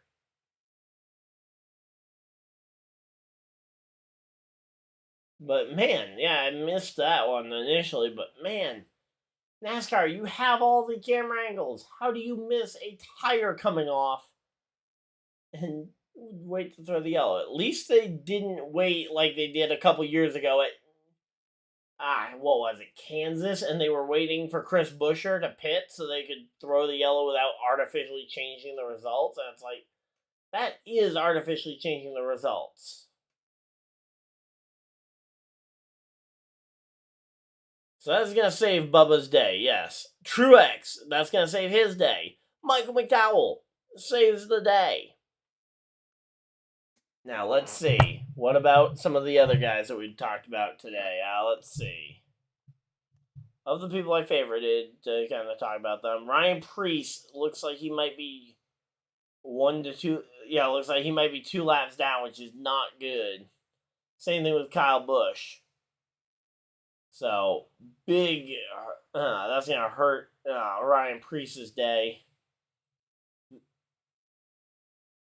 Let's see. What about Chase Elliott? Chase Elliott is also 2 laps down.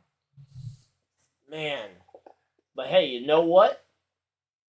Suarez has another shot at this race win. McDowell and Truex have another shot here that they wouldn't have had any other way. Bubba Wallace is going to get a second chance at this race. So there we go. Let's see who all's 1 lap down. Because, this caution comes at a very interesting time. So you got Blaney, Bowman, Bell, Chastain, Gregson, Harrison Burton, Todd Gilliland, Brad Keselowski. Only Bowman and Blaney are 1 lap down. The rest are all 2 down or more, which is not good for a lot of these guys. They need to be finishing higher up. And if they're more than 1 lap down, they can't get to the lead lap this pit stop. So the 2 guys who are 1 lap down, yeah, they'll take the wave around here. They will opt not to pit to try and get back on the lead lap. But for the guys who are 2 laps down, there is no way to instantly get 2 back. So here we go.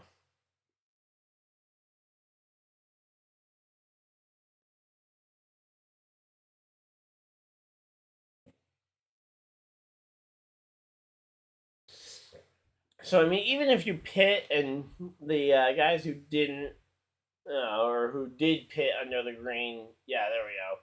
So even if Harvick didn't come to pit road with the others that stayed out here, they would only lose, they'd only go back to about 13th spot, and that's if, again, doesn't mean, or cars like the guys that I've been looking at, cars like, Michael McDowell, cars like Suarez, they're going to have a massive edge here. Now that they've kind of been able to get back on cycle here.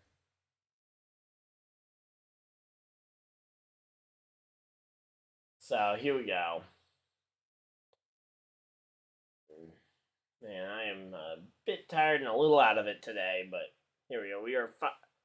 It's 5 o'clock already. Wow, we've been green for about 2 hours.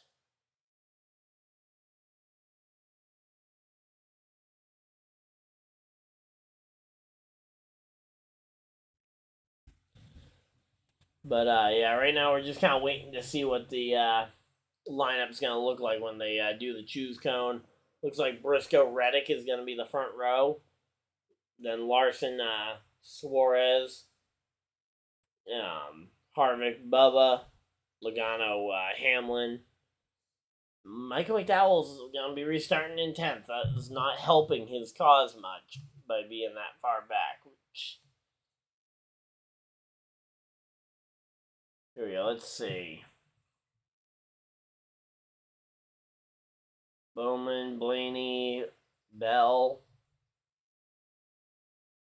So we got a lot of cars now, only one lap down.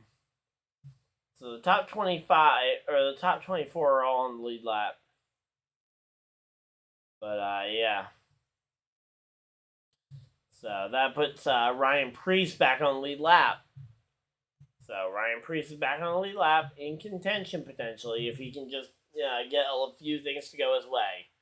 The big thing, though, is going to be being able to pass cars, which he has not necessarily proven that he can do consistently enough to win this race.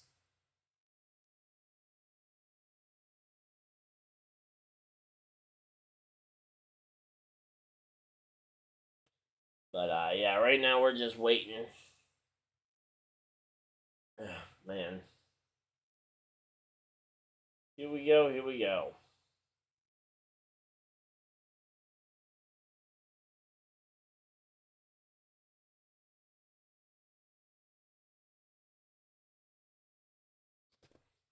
So, here we go. We're getting ready for the end of this race. We got a little under 100 to go. Looks like we're going to have about 90, 89 maybe to go when we go green. Yeah, we'll have to wait and see, but they've already made their pit stop, so we should be just getting the choose cone done and lining up.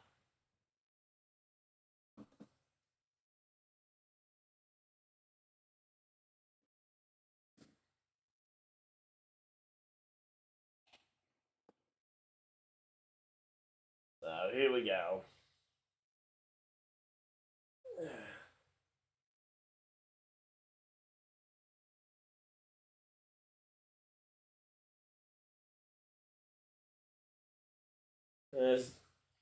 All right, so here we go.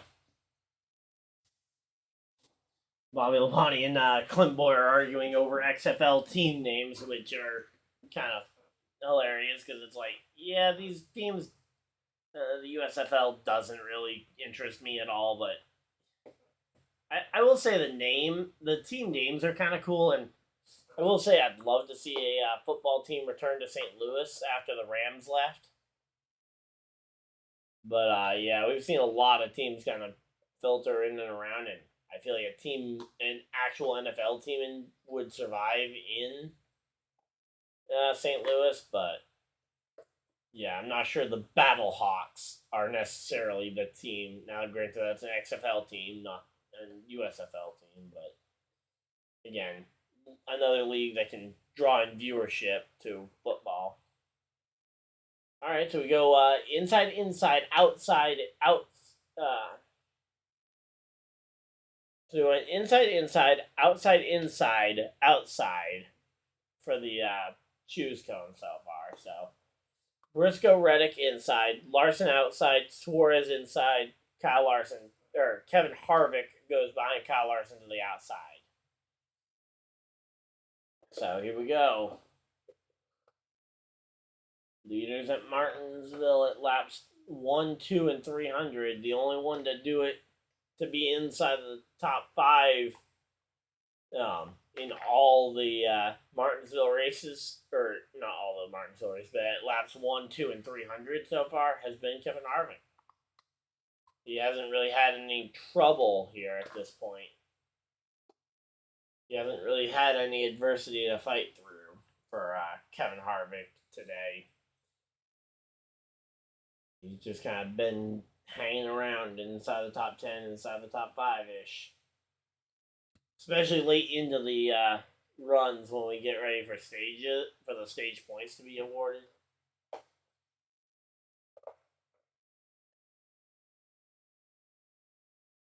But here we go. Yeah, I feel like Larson trying to block both lanes is going to help Briscoe escape here.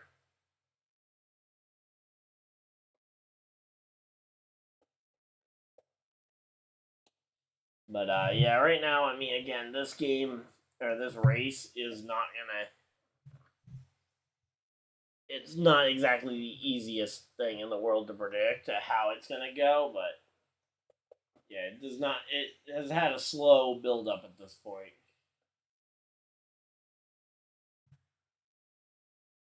So here we go. MTJ though, massive recovery from the thanks to the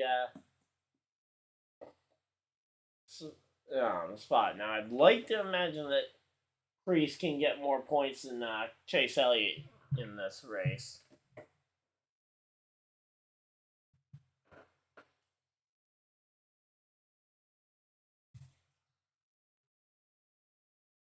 But yeah, right now though,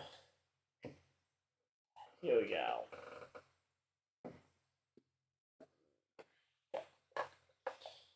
Say Chase Briscoe, just like a lot of the leaders today, he takes off and he starts to gap everybody before we get to lap traffic. Once we get to lap traffic, that seems to change. The ability to just gap everybody.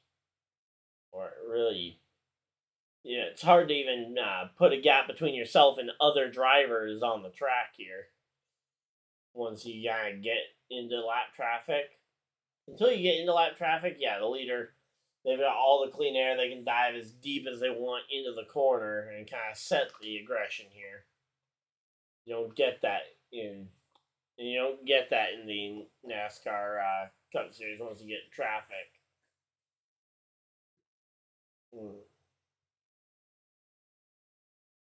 But here we go. Michael McDowell is currently 11th. Hey, you know what? I'll take 11th considering where we were earlier in the race. That is maximizing on a bad day.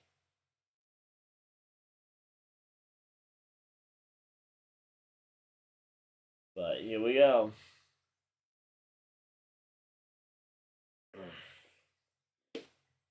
So, yeah, there's not been a lot of noteworthy stuff here.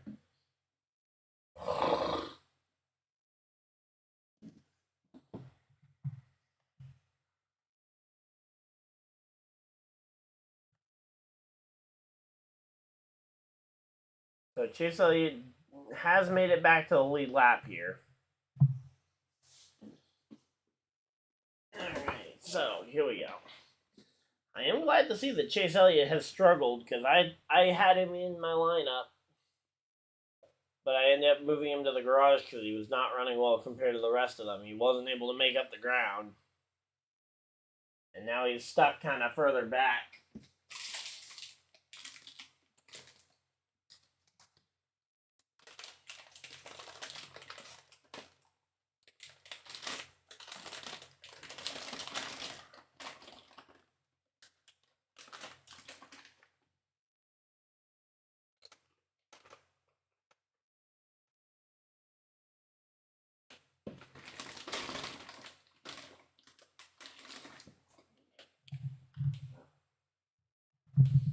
But yeah, that's kind of the feeling that this race has, is that it's like, okay, if you can't using the yellows track position your way into the top 5, you are not winning this race.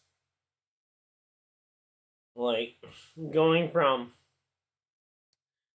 6th or 7th to 1st is just not possible on the racetrack under any sort of green flag run. Now, granted,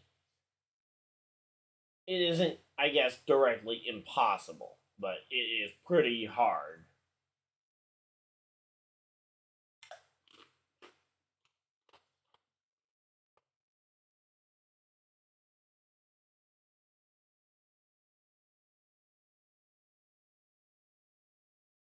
But yeah, Talladega next week should be much better when it comes to passing, because I mean, that track is literally designed to be a plate track.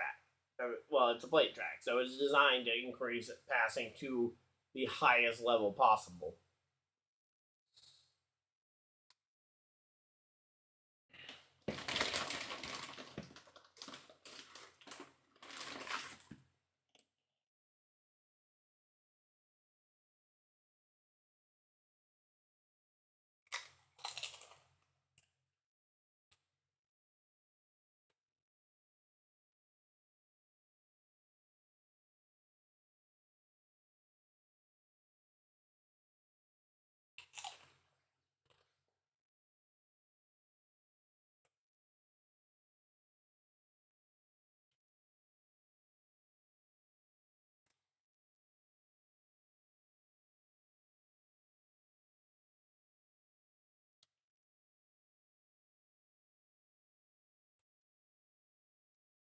So Chase Briscoe got lucky on the timing of the yellows as well, so that's pretty good for him that he was able to recover it. The fact that we still have 70 laps to go, though, I mean, again, this final stage is going to feel like it's going to drag on a little bit here.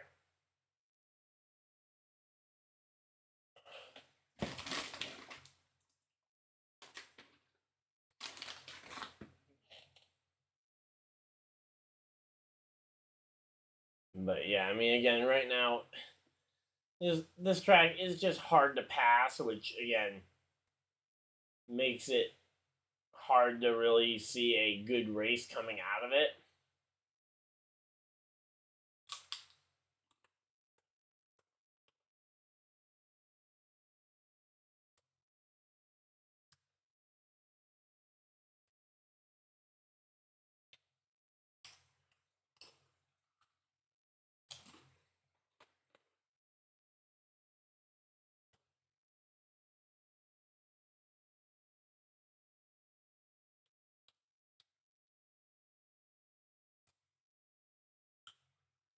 So yeah, I mean, again, like right now,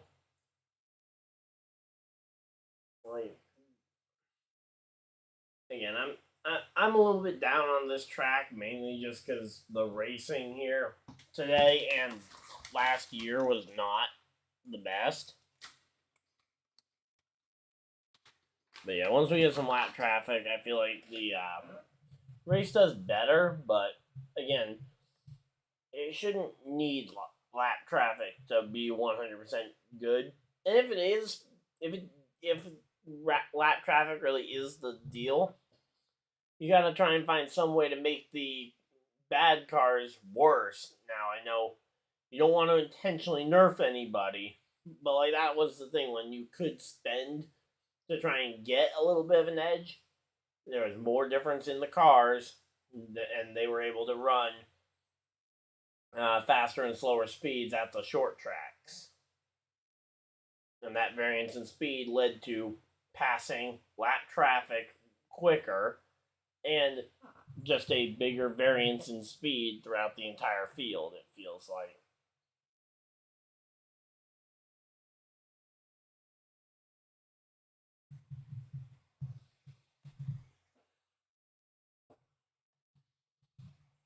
So here we go.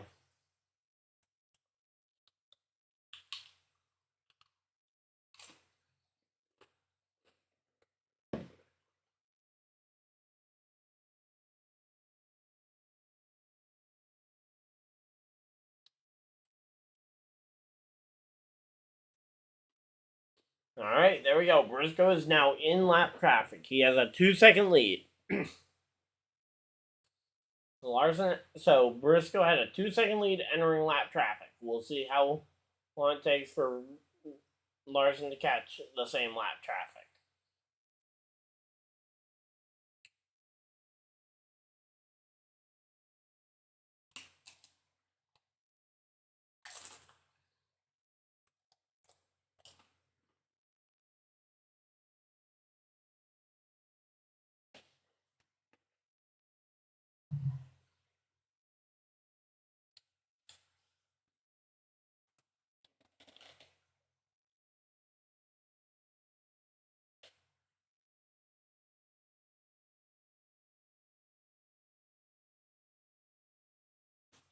But yeah, I mean, again, like, the biggest thing with this, with the way that the racing has been going today, is that, again, feels like past. I'd be curious to see what these cars could do again. I know that the next gen car, it's meant to make every car equal, but that was kind of one of those things that at short tracks it would help with lap traffic, is that when the lap cars aren't as good.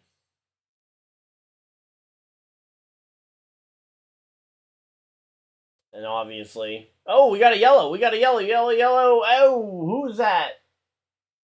Number 15, that's JJ Yaley, is up in the fence. That's not good. And this, all of a sudden, this race is a little bit more interesting. So we got a yellow flag here. It's going to bunch everybody up. Potentially pit stops here. You got about 60 laps to go. So what do you do here? Now that we got some yellow here. I think this is your big moment here to start making some moves, though. If you need to make some passes, you got to do it here.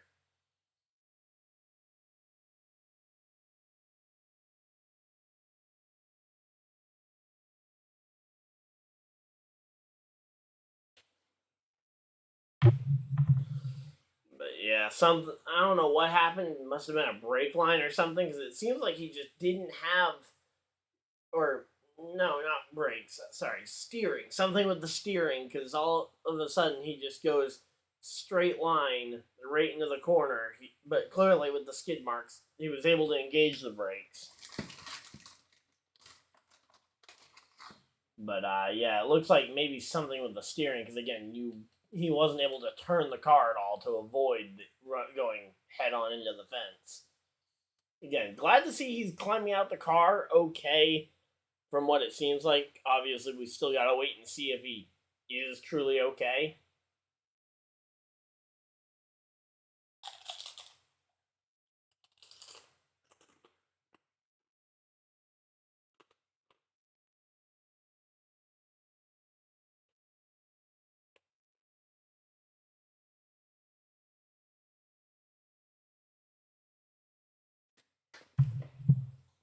So here we go. Logano and Amarola and Hamlin, I think they said, all stayed out. I was able to see Logano. I couldn't see anyone else who may have stayed out.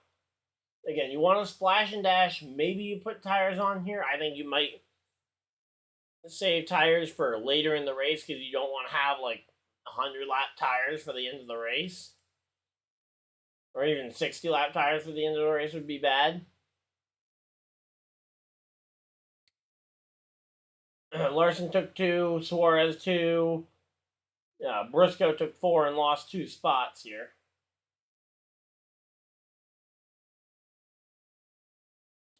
Harvick comes out 4th, 5th. Brian Blaney, he gains a bunch of spots. He must have been a 2-tire stop, I guess. And they're going to a side-by-side commercial while under yellow. Oh, boy. So, Logano, Amarola, Hamlin. Ricky Stenhouse Jr. is 4th. Ricky Stenhouse Jr., your Daytona 500 winner, is 4th at Martinsville.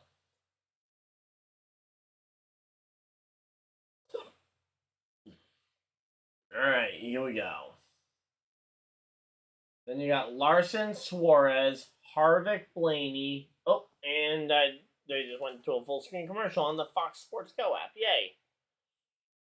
But yeah, it looks like Larson, Suarez, Harvick, Briscoe in 4, or is going to be 8th on the restart here.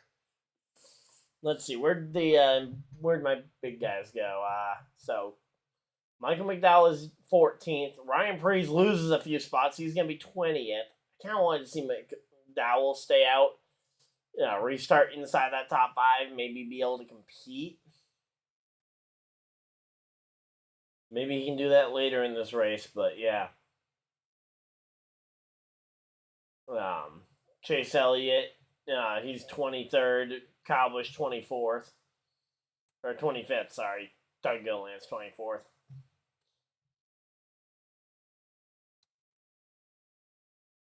But yeah, both the 2311 cars, they're 10th and 11th. They might actually end up sharing a row depending on how this all shakes out. But again, I want to see how this race ends up playing out. We're still waiting. This race might be about to get a lot better, but man. Let's say the Xfinity race last night was pretty amazing.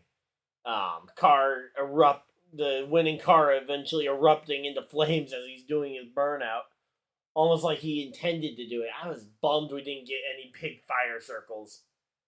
I know that it's not necessarily the safest thing to do, but I wanted to kind of see them try and do some big fire circles with the flaming car, since again, it almost seemed like it. Oh, wait, Harvick lost a wheel? Did Harvick's wheel come off?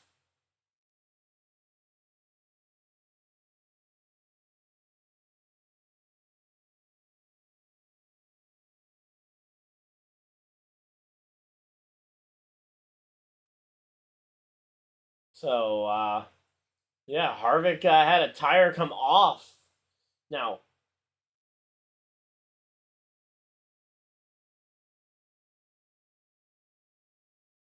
so what happened to So that's going to kill Harvick's day potentially.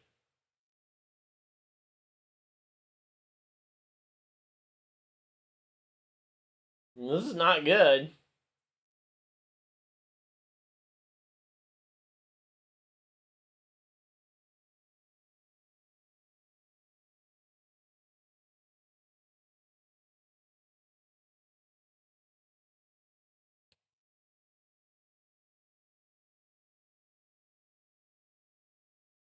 All right. So Harvick has a scuff right front tire from qualifying, which he ran 2 laps on, I believe. Might have been 2 or 3 laps on that right front tire. The rest are stickers, are regular sticker tires. So, but yeah, so it looks like he did get back around to come down pit road because they aren't talking about a penalty for the wheel coming off. But yeah.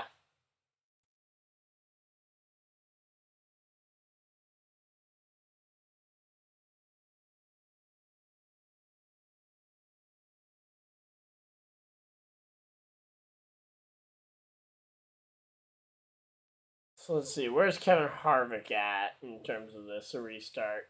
Oh, whoa, I just realized I'm scrolling on the wrong one. Whoops. 1 second, I will get that screen region fixed. I just realized I was messing around with it on the wrong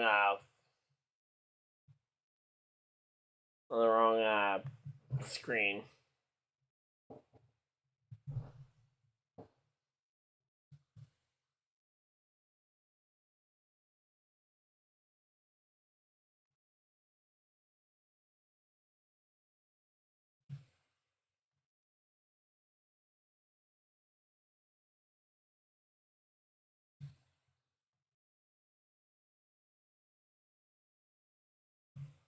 There we go. Also, I don't know why that suddenly is. I don't know if that was always off. Let's see.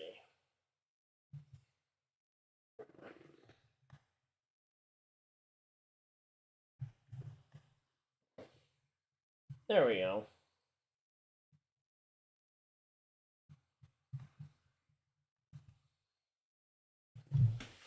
But here we go. All right, there we go. We got it all fixed, and we are ready to see the conclusion of this race.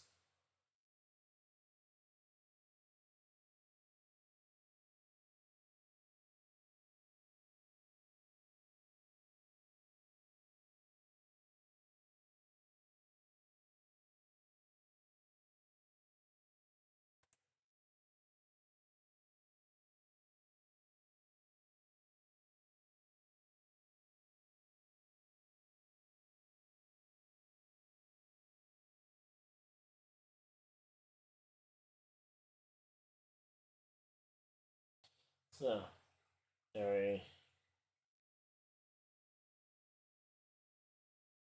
And so the Hail Melon is something that will probably never be forgotten because NASCAR won't let us forget about it because they will show it to us endlessly, despite also banning the move, which that will honestly make it feel like it lasts longer because it won't happen again. So here we go. Stenhouse is the big one. I want to see Stenhouse do something here.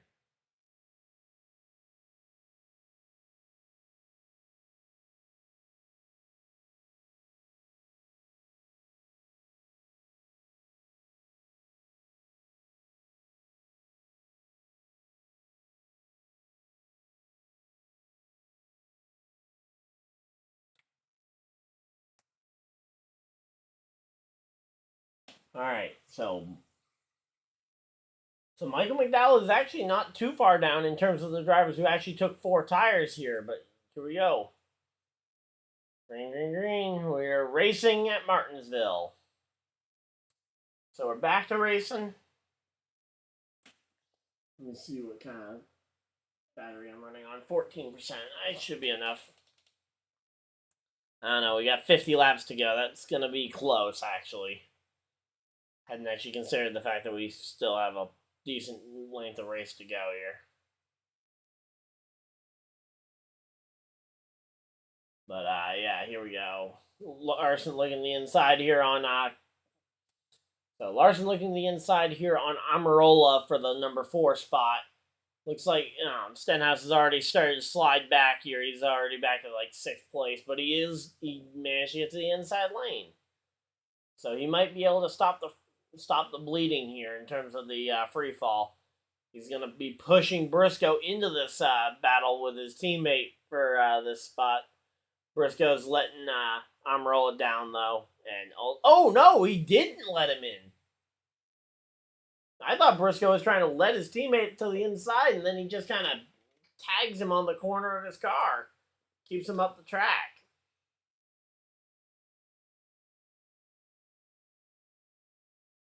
But, yeah.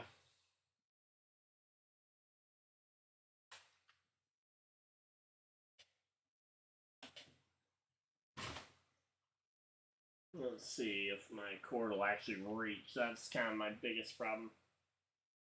Oh. Yeah, that's kind of the biggest problem I've got right now is that my cord doesn't quite reach my makeshift stand. There we go. That works. Not perfect, but it'll do for now.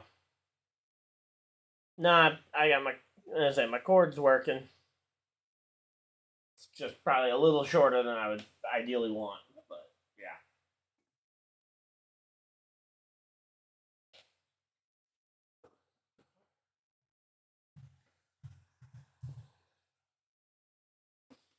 So right now, Joey Logano pick up his 2nd win of the season and vault himself into this championship conversation?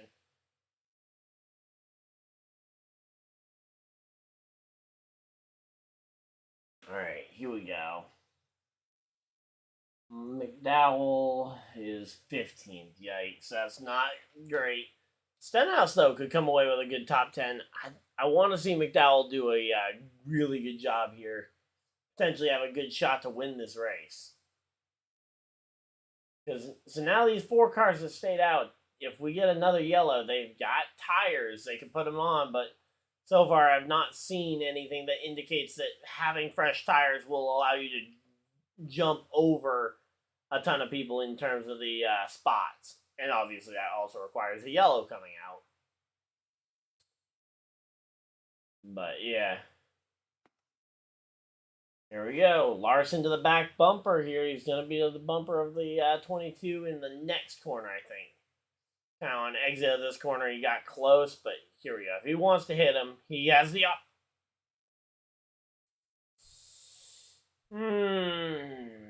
Really, Fox? You're cutting away from the leaders about to potentially bump and bang for the battle between Austin Dillon and Tyler Reddick and Bowman, who are 11th, 12th, and 13th. Why? Ah, man, I mean, come on, here we go. Back to the leader. That stay here as we go into the corner. Kyle Larson gonna try and make a move here. You know he's gonna try and potentially go for the bump and run here if he has to wait too long. Here we go. Kyle Larson right on the rear bumper there of the 22. 22 able to take the push though and makes it through the corner.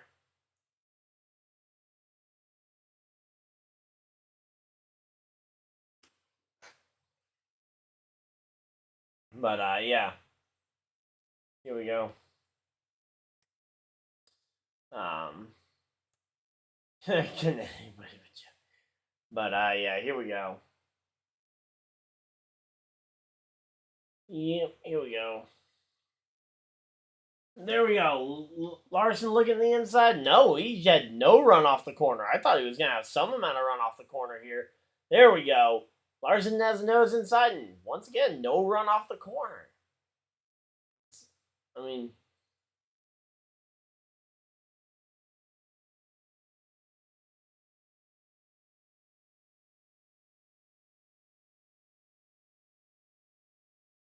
here we go.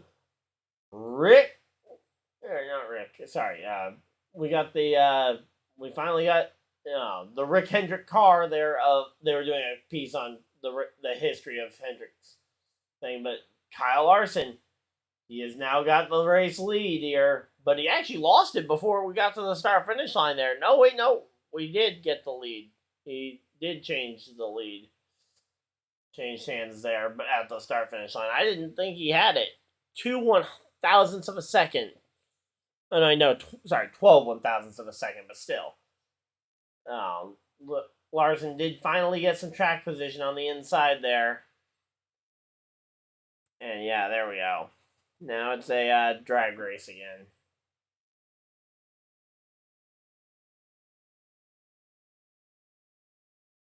Oh, yep, there's a bump from Logano. I'm going to say. Let's go. Come on. Let's see what we can see here.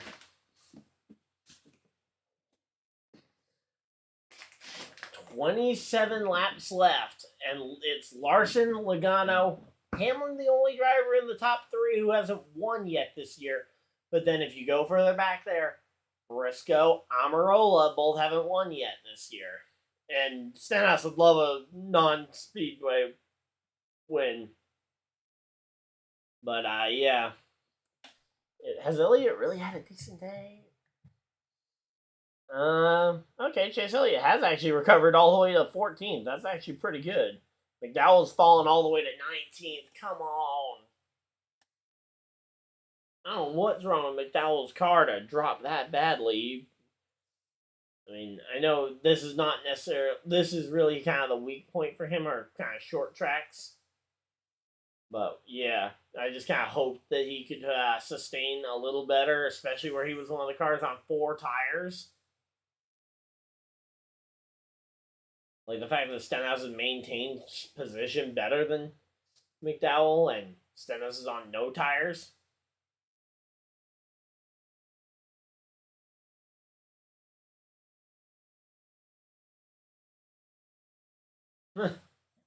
Wow.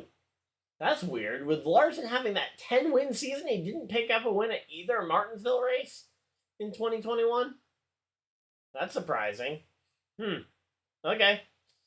Well, hey, I guess maybe he can add that trophy to the collection this week, potentially, because he is taken off. 2.2 second lead for... So 2.2 seconds here for Larson. He's got no competition behind him here. He has absolutely just blown away everybody here.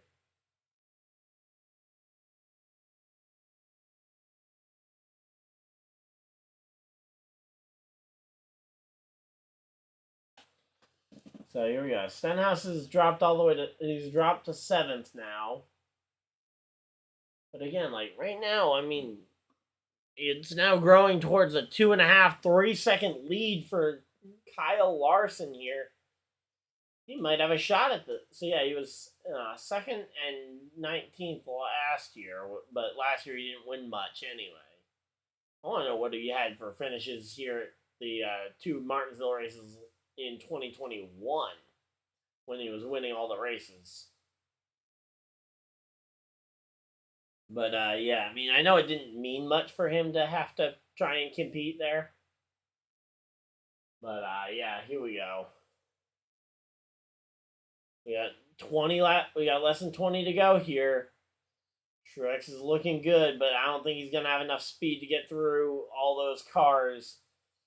I mean, a yellow is pretty much the big thing. A lot of us are probably going to be rooting for to try and make this a close finish. Because this gap is now 2.68 seconds. It's now up to 3. 3-second gap between Larson and Logano. And no competition here. Oh, yeah, caution could definitely change it, but man. Here we go. Definitely not what I really wanted from this race. I kind of wanted to see something more like the Martinsville races of 2017, 2018, where you see a bit of passing, you see a bit more passing, you see lap traffic being a factor, especially when the cars are a little more different than, or they handle differently. Maybe giving now here's some ideas on how you maybe open up the differences without going back in time to 2017 style. Do you maybe open up options like giving the teams tall, medium, and small spoiler options for, say, the short tracks? Have it be an option that's only available at the short tracks. Try and maybe find some options that it's like, okay, if you can make it work with that, no real problem. That'd be interesting. I don't know if it would work, but it would be interesting, that's for sure.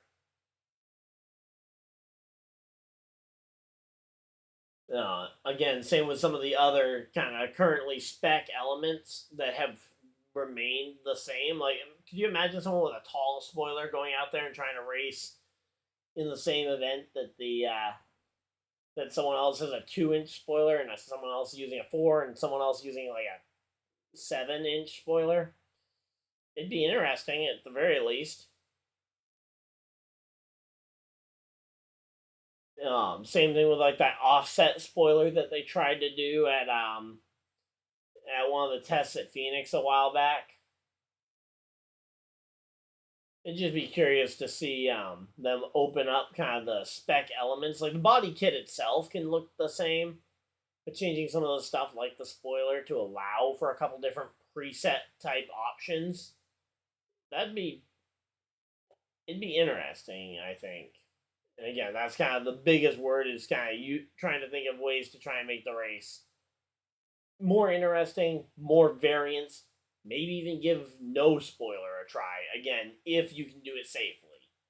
I'm not an engineer, I'm not claiming to be an engineer, but I'm just curious with absolutely no spoiler, nothing kind of slowing them down, nothing kind of grounding them a ton. I'd be curious to see what it ends up driving like at that point.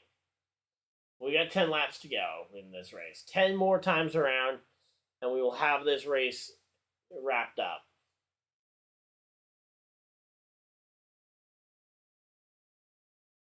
But yeah, right now, I mean, literally a yellow is the only thing stopping Larson from dominating this race win. Yeah, unless something happens like Pocono 2021 in race one of the doubleheader. Unless something like that happened to Larson, it'd be really hard to imagine that he goes on to have anything other than a race winning potential performance there. Or here, I mean.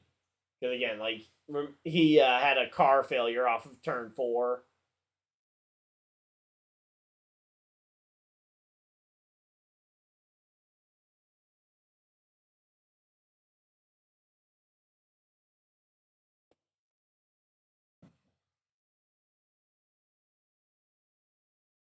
But yeah, there we go. Truex makes the pass on Truex makes the pass on Hamlin here for the third spot. But again, like there just isn't much happening in the front of the field here. And there we go.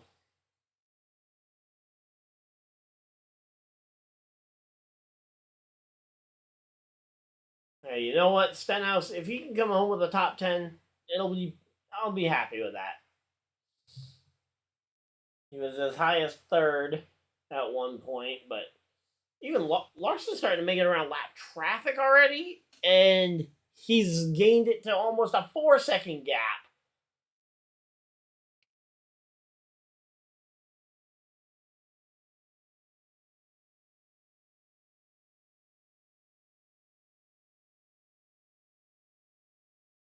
Here we go. Let's see. Not 8 overtime races in the last 10. Let's see. Are we going to see a yellow flag late here? We got 4 laps to go. It's going to be 3 at the line this time. 3 laps to go. Only 2 more laps for a potential yellow to happen, but I'm keeping an eye on it. Let's see. Coming around. Here we go. 2 laps to go. 2 to go.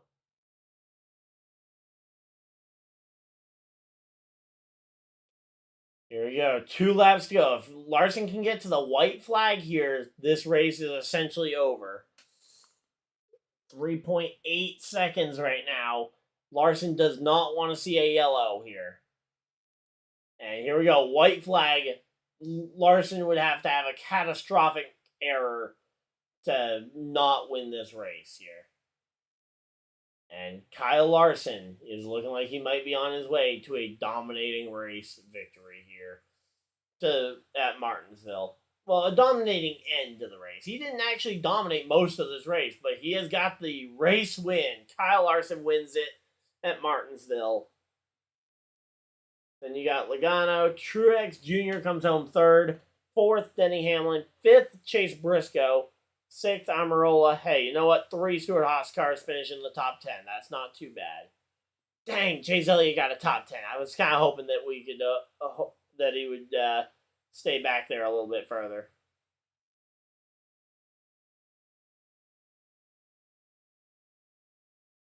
So, yep.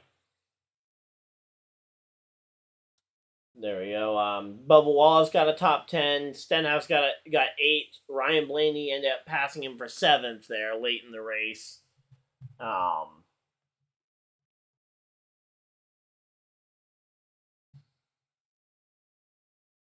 So, yeah, I mean, last night we had the burnout end up on fire, so we'll have to wait and see. But hopefully Larson doesn't catch fire doing the... is that that's the Polish victory lap burnout style there.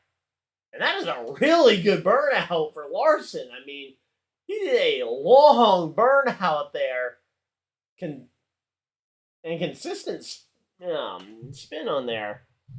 Priest ends up 15th there. Michael McDowell ended up stabilizing in 19th, but yeah. Alex Bowman, 20th. Or, not 20th. Alex Bowman, 11th. Austin Dillon, 12th. 13th for Chastain. 14th, Chris Buescher. 15th, with Ryan Preece. Massive congratulations, though, to Chase Elliott on getting the top 10. I know I was kind of upset because it hurts my fantasy points, but massive congratulations to come back from a broken leg to a top 10 in your first race back. Kevin Harvick ends up finishing... I thought... So only two Stewart-Haas cars in the top 10 because Kevin Harvick ends up being the worst finishing Stewart-Haas car down the field in 20th. 21st for Kyle Busch. William Byron, 23rd. 22nd for Tyler Reddick. And I think William Byron really just kind of shows some of the problems. I'll probably talk about this in a video later this week, but yeah, the fact that William Byron could only muster a 23rd place finish with the fastest car on 15 and 20 lap averages, and mind you, we had a lot of green flag running, and he wasn't able to make up any ground, is concerning. But yeah, so massive congratulations though to Kyle Larson on winning the Martinsville race. We'll be back next week for do we have trucks and Xfinity, or do we have just it's just Xfinity next week. So we'll be back for Xfinity and Cup next week on Saturday, Sunday for the broadcast. I'll probably have 1 or 2 videos here in the week in between, because I do want to try and get used to doing some regular videos as well as these live streams. But until next time, leave a like if you guys enjoyed the video. Subscribe if you guys are new so you guys never miss an episode or a live stream. But until next time, this has been Ryan Dyer on YouTube, and hopefully you guys enjoyed. I will see you guys next video, live stream, whatever you guys had to do with the rest of your day. Have a great day, everybody, and goodbye!